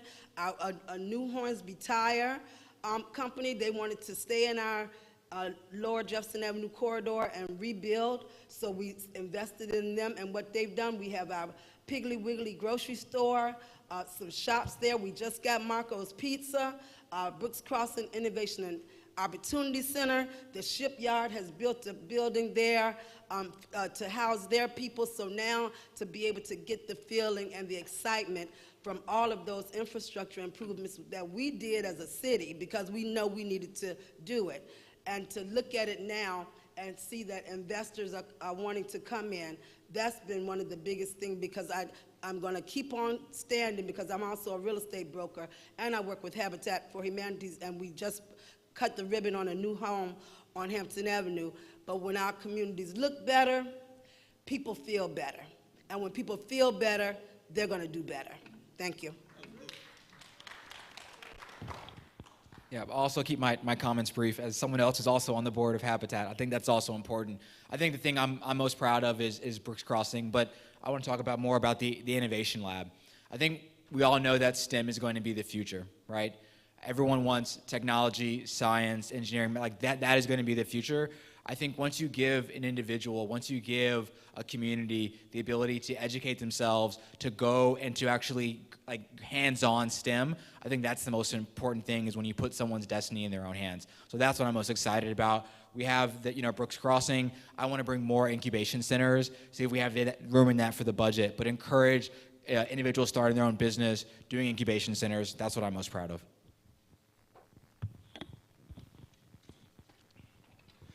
Well, during the pandemic, we were very busy as school board members, making sure our teachers were safe, making sure our staff were safe, making sure our students were safe. And I would say it was one of the most challenging times on being on the school board, making sure we were making right decisions for our children. So I would say I'm most proud of making sure our children were getting the proper education, making sure that all of our children were fed during the pandemic. So that's my most proudest moment, making sure that our school system got through the pandemic and we're successful, and we have our children on the right path to be successful in life. Thank you.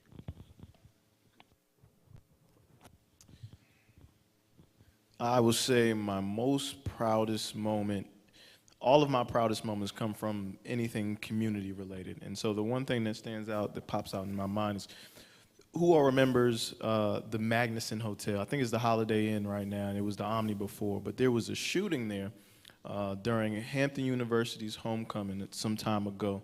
And so when that happened, there was a gentleman that I went to high school who was the shooter, and then the victim was a mutual friend of mine as well.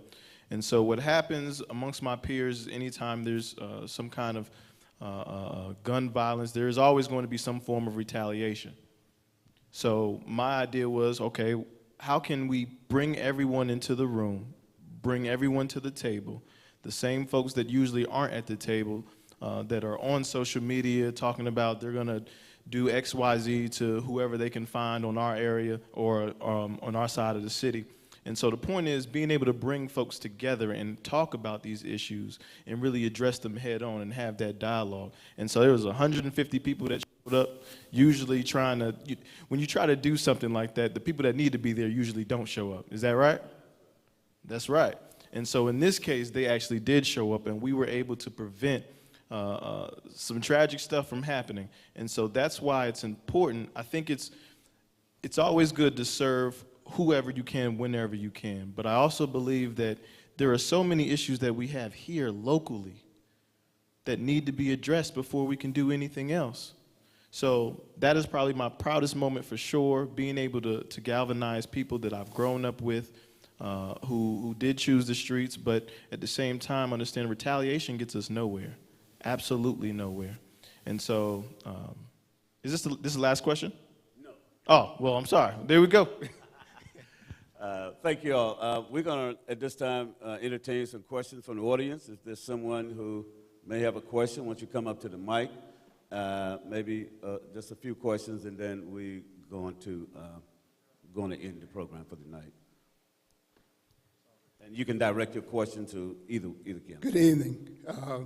This question is for the panel. One of the major issues facing us is climate change, especially in this area. We're one of the lower elevation areas in the country, along with Norfolk, this whole East Coast area here. So what ideas do you have about rectifying the effects of climate change in this area?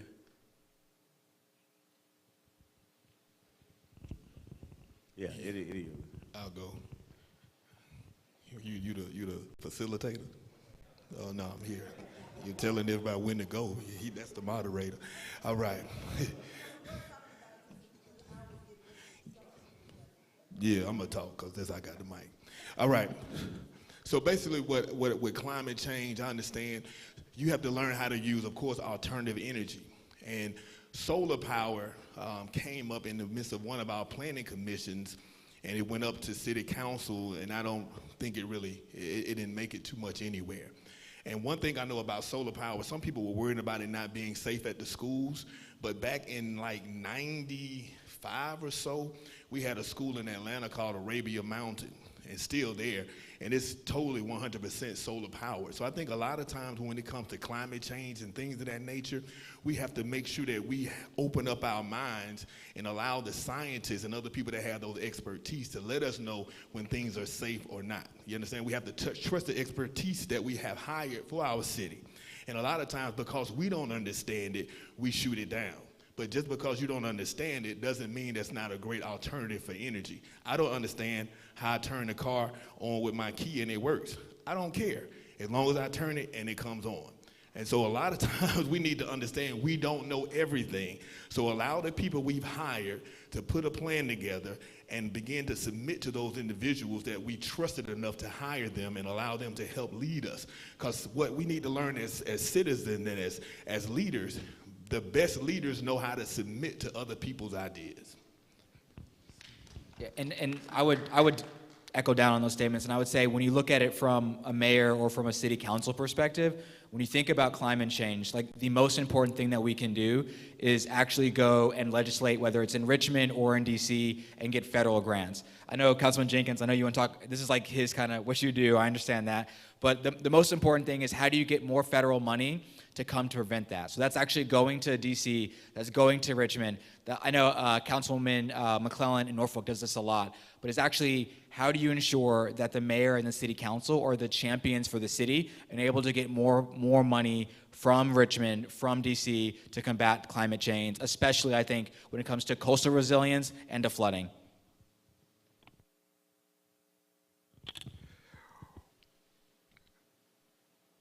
at our level, there are lots of things that we can do. One of the things that I would say we need to do to fight climate change is expanding our bus network and going to free public buses. That will encourage people to be able to ride the bus, and will help some of the poorest members of our community to have economic stability. It will also help our environment. I believe that we should encourage and not discourage schools and private individuals and business entities to go to solar when it makes sense. Recently with our schools, we could have actually saved money by converting some of our schools to solar, and we did not do that. When it comes to coastal resiliency, Newport News is extremely lucky in this area. We are on a geologic ridge. Other cities around us have a lot more low-lying property. So there are only a few places in Newport News where we really have to worry about recurrent flooding, downtown and up by the Warwick River. And you know, just because we've got a couple areas like that doesn't mean that we can't fix those problems and that we shouldn't. As the vice chair of the HRPDC, the Hampton Roads Regional Planning Commission, one of the things that I pushed for in getting federal money for this area is to be able to do some of those things in Newport News, because they would be very affordable for the federal government, and they are things that we could do and see an immediate impact on. When you're talking about trying to fix sea level rise in a big area like Virginia Beach or Norfolk or Portsmouth or Hampton, you're looking at huge amounts of money to do that. But we can fix it here in Newport News, and I think we have the federal partners to be able to do that. And those are the areas I'd like to work on. Thank you.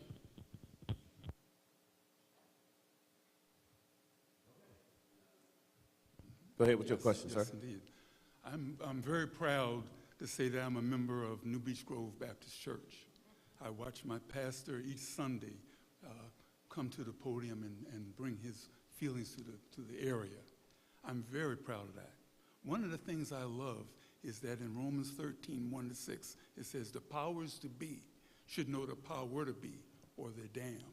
How can we prevent and how can we encourage people to follow what you will have for us as a good example, and how we should come together to help you, Pastor Maxwell? Well, that's not a question for us tonight. Okay, we're trying to stick with economic development and housing and stuff like that, not the biblical stuff, and not a personal question to him in terms of what he can do. If it's a community question, I'll be glad to entertain it. Rephrase the question, just say, what can you do to bring people together? That's right. All right, that's what he said. Exactly. That's your question. All right, so what I do is I begin to work with people, like I work with the police chief and the Commonwealth attorney to bring them together, because sometimes they might not see eye to eye.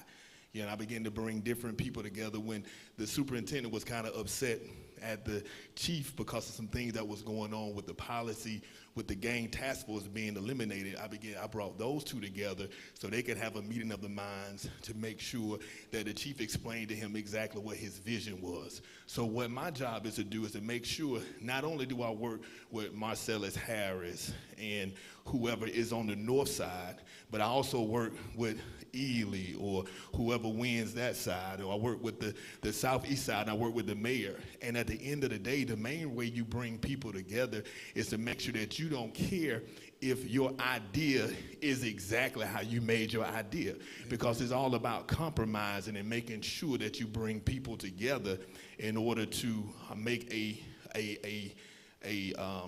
concerted effort to make sure the city moves forward. So whoever the mayor is, I want to work with the mayor. Whoever's on city council, I want to work with them to make sure that we team up together, the same way I team with you all, to make sure we make this city a better place. All right. Thank you, Pastor.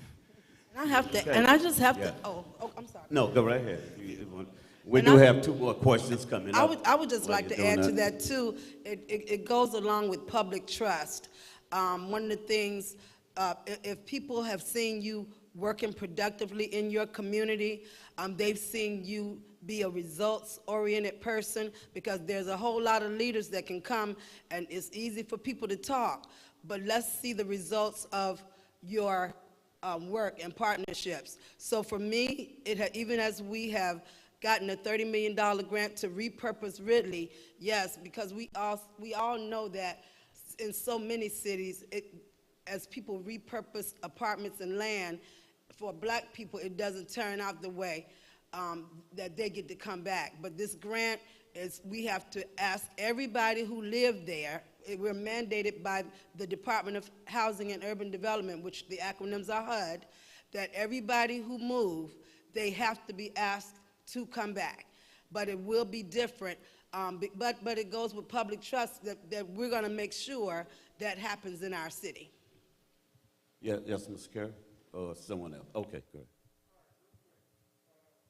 About what you would do about the waterways at Riverview Park Farm. Isn't that under the city charter that should be made a park? And whoever is running for Riverview Park Farms area didn't say anything about that. The saddest thing I've seen, I've lived here since 1967. My father came here from Fort Clayton, Panama to Fort Eustis, is that we have all these waterways, but up here in Denby, you only have one place to fish, and it closes down at dark.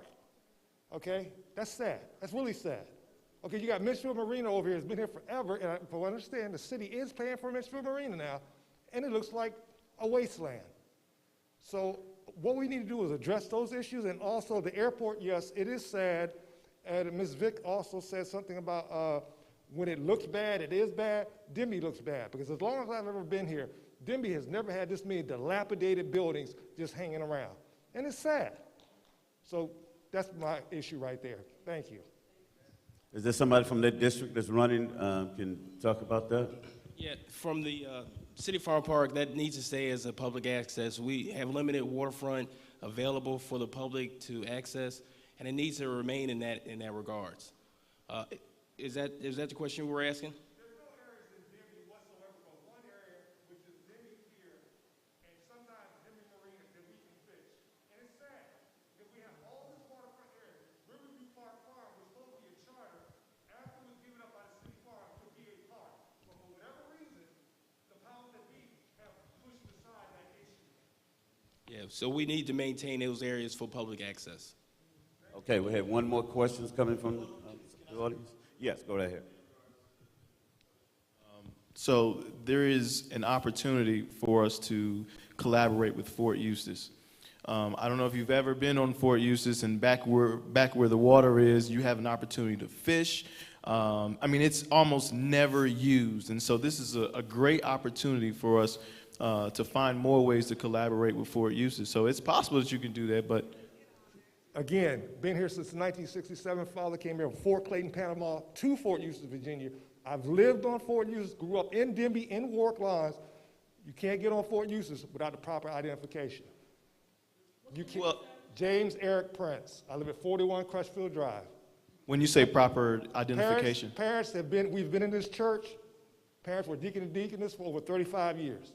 Okay, so I know what I'm talking about, this fishing area, because you got kids out here, you're seeing all these gang violence, all that. I take my grandsons and any other kid that wants to go fishing, because I can't afford a psychiatrist, so fishing is my therapy, okay? So I know about these areas. I fished downtown, I fished all over, Fort Monroe and all of it. No, you can't get on Fort Eustis unless you had a proper ID. Do you understand the question he has? Yeah, but my only thing is, you can get on Fort Eustis, for sure. I used to live on Fort Eustis, respectfully, also, sir. So even with ID, as long as you got the proper tags on your vehicle, you can go through the tent. Sir, this gentleman is a retired colonel. You cannot get on Fort Eustis without proper. Right, I'm not saying that you don't have to have the proper. Yes, and I have fished Red Beach, the beach you're talking about. Okay. I have fished there as a child. Okay. Okay, next question. One of our we done with that question? members. Okay. Good evening. I think it was Mr. Jenkins that talked about the Child Development Center or something that's being developed for downtown Newport News. And so I have a kind of a comment question, which is, my concern is, I was wondering if the churches in the Southeast community who have daycare centers, the private child development centers, if they have been included in your discussion around this bigger child development center. One of the things that happens is that when government comes in like this, first of all, it becomes a problem when government starts to raise children.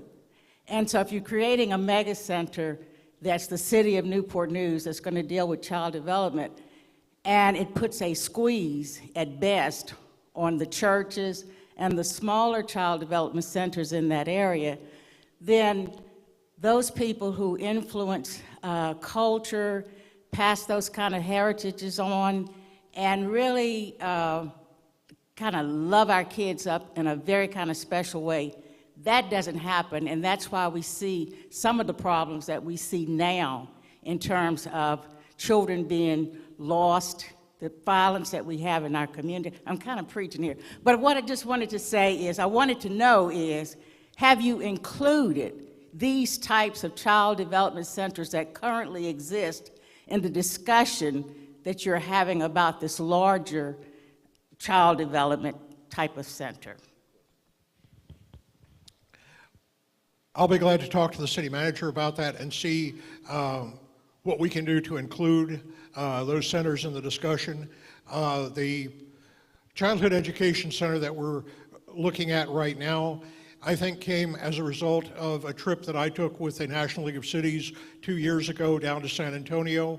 When San Antonio developed a program similar to this, pre-K for SA, they did not have a problem with conflict with Head Start or with private daycare centers, just because the need for early childhood development care is so great. I mean, it's not like we're going to run out of kids. But I would love to have us collaborate. It was a collaborative partnership in San Antonio, and I'd like to see it the same way here. Thank you. Good evening, everyone.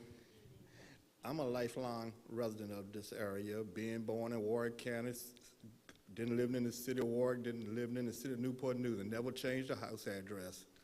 But anyway, I've heard everything you all have said this evening, and I can understand your concern, and I agree with everything I've heard, I believe it. But also, Newport News is an oddly shaped city, and I think a lot about Newport News is a perception problem also in terms of what goes on in the city. And I say that because, several months ago, I was watching YouTube about 1 o'clock in the morning, and there was a YouTube video on there about the 10 worst cities and towns in Newport News. That really bothered me. I watched it, and when it got to number, they start off as the 10th word, and it got to the second one, I said, well, Newport News not included, can't be. And then when it said Newport News, it bothered me because the video showed just one section of Newport News. It didn't show all of the other sections, all the positive parts of Newport News, and there are good parts of Newport News. Every city has bad parts, and in Newport News is no different. There are bad parts of Newport News, all East End, West End, North End, whatever. You can find some substandard housing, whatever. And I think that is a bad perception of the city in that particular video, and it bothers me. And that brings me to this question. That is, I know years ago the city council, when I was watching it on TV one night, they talked about the Jefferson Avenue corridor, all of the used car lots and the abandoned buildings and all this other stuff and everything like that. And I just wonder, I want to know if the city, those on you that are on the council can speak to it, I'm pretty sure, is there a master plan or any thoughts as to what the city envisioned doing to that Jefferson Avenue corridor, starting from, I'll say from 34th Street up to J. Clyde Morris, just to give you a reference. So the first thing that I'll say, sir, is if you look at all of the locales in this area, the only two cities that have not been all-American cities are Newport News and Portsmouth, okay?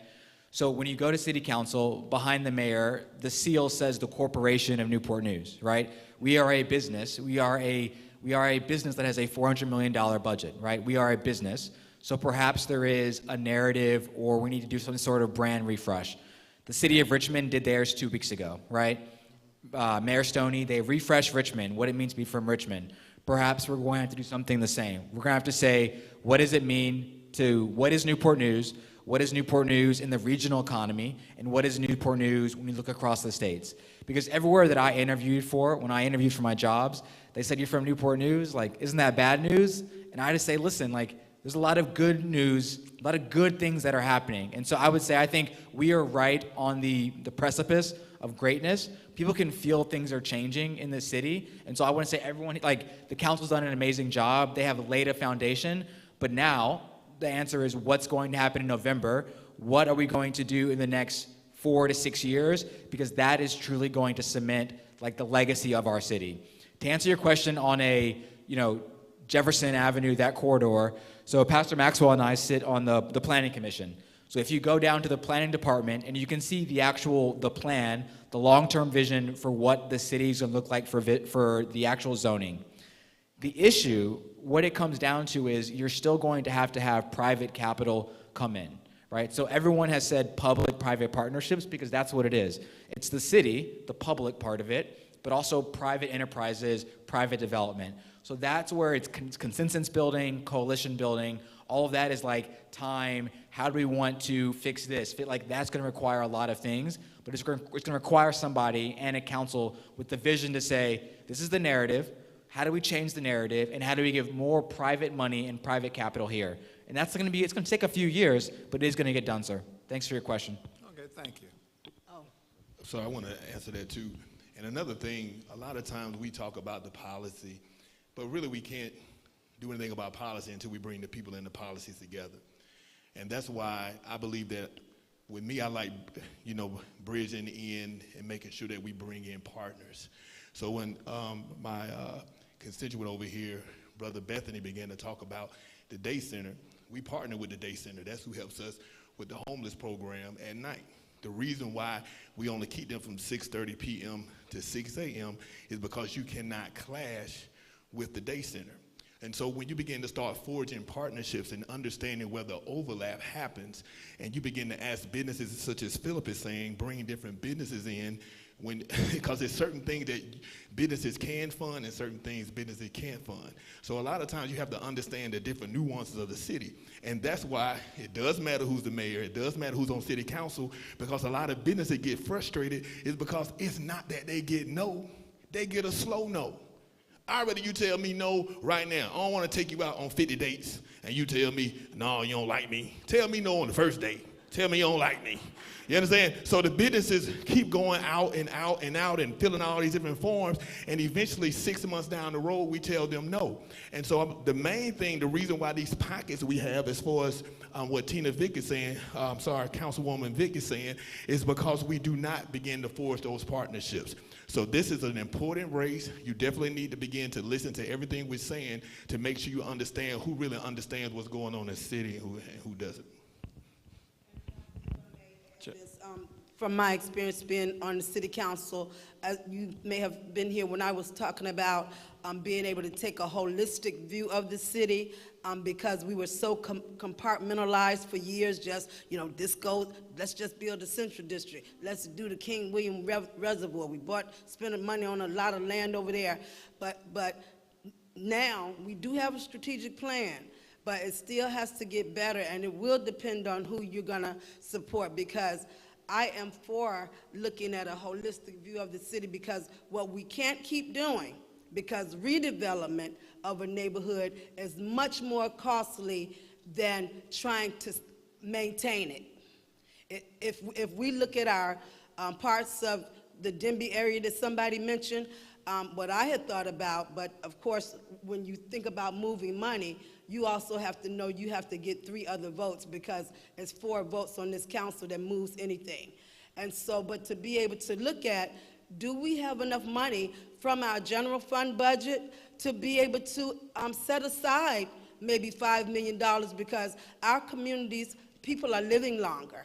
We have the most generations of people on this earth at one time. What is it, 5 generations of people? So now we have a lot of citizens who are getting older. They can't find anybody to do their roof. So can we look at, I know in the 23607 zip code, we do have our Newport News Redevelopment and Housing Authority that can provide some grant funding for low-income families to be able to do some roofs and different siding and windows, not the whole house, but some things. But we're gonna have to look at that throughout the city, a holistic approach to be able to help some citizens who may not be able to afford some of these things. I'm saying the general fund budget. Of course, our city attorney has to check all of that, but we've got to be able to generate income, because people can, like I said before, people can talk about wanting to get things done, but everything we talk about takes money, and I mean millions of dollars. And so that is going to be what we have to look at, how to get the money to sustain our neighborhoods, because our neighborhoods are very important into making our cities thrive. Really quickly, I know we're pressed for time. I promise to be quick.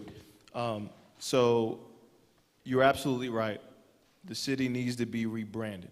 If you start from the beginning of Newport News Park and drive all the way down to the water, you could feel like you're in 3 different cities. That is just a fact. So one thing that Newport News can do a much better job of is telling our own story, because, like you said, perception is reality in a lot of ways. And a lot of times, the perception is only running rampant because we haven't combated it with anything. If you look at our marketing, whether it's the Facebook page, whether it's the website, we do not do a good job at all at marketing ourselves. If we are incorporated to operate as a business, shouldn't we have a chief marketing officer or somebody specific to making sure that we are telling our story so that way no one else can tell our story for us? That is extremely important. We have to rebrand the city, and we have to focus really in having a marketing department, a strong one, not just the communications department who could do a number of things outside of just trying to tell our story. So you're absolutely right. Yeah, one thing Mr. Jenkins said too earlier about free buses to give people a ride around the city who can't afford it. And I guess it begged this question from me, and this is the only last question I will ask. We're building the Amtrak hub right behind us, and has there been any discussion or any feasibility studies, anything to see what development of a light rail system between here and downtown? One of the first things I did when I was elected was I talked to our head of engineering about light rail. And what he said, and it seems to be the case, is that because Newport News is a low-density city, we just don't have the population density to make light rail affordable, which is why buses work better, because buses allow us to go more places and to be more affordable and to expand coverage while containing costs. Now, I love light rail, but I don't see it coming here anytime soon. One of the other things I wanted to mention too was your issue about Jefferson Avenue. And one of the first things I said when I stood up this evening was, I said we needed to be a city that got things done. And when I was elected to the city council, one of the first meetings I went to was a town hall meeting in Lee Hall. And the citizens were talking about what's going on in our community, what's the city's vision for that. And the city manager stood up and said, oh yes, we did a study 20 years ago, we've got to dust that off, and we'll probably need to do a new study. There's too much of that goes on in Newport News. If we're going to do a study, let's do the project.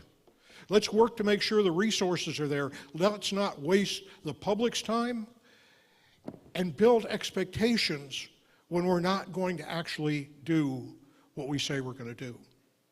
And if we do the things we say we're going to do and we get better at it each time, we're going to see a transformation happen in our city that is going to be phenomenal. Thank you.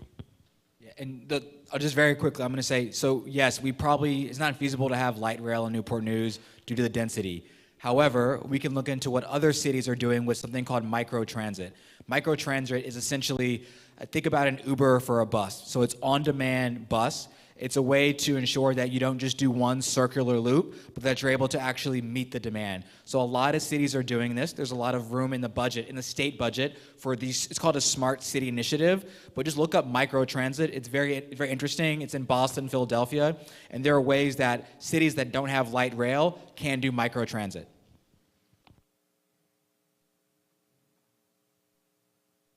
And just to add what everybody's saying, a lot of great ideas.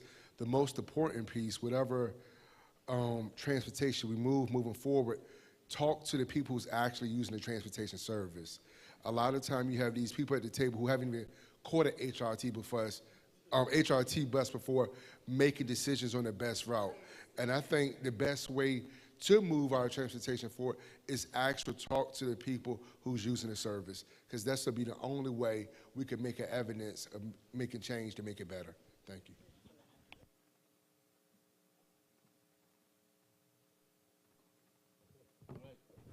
All right, trying to help this young fella out for TV 10 here, get everything you need. But we are done for the night. And can we give our council and mayor candidates a big round of applause for being here tonight?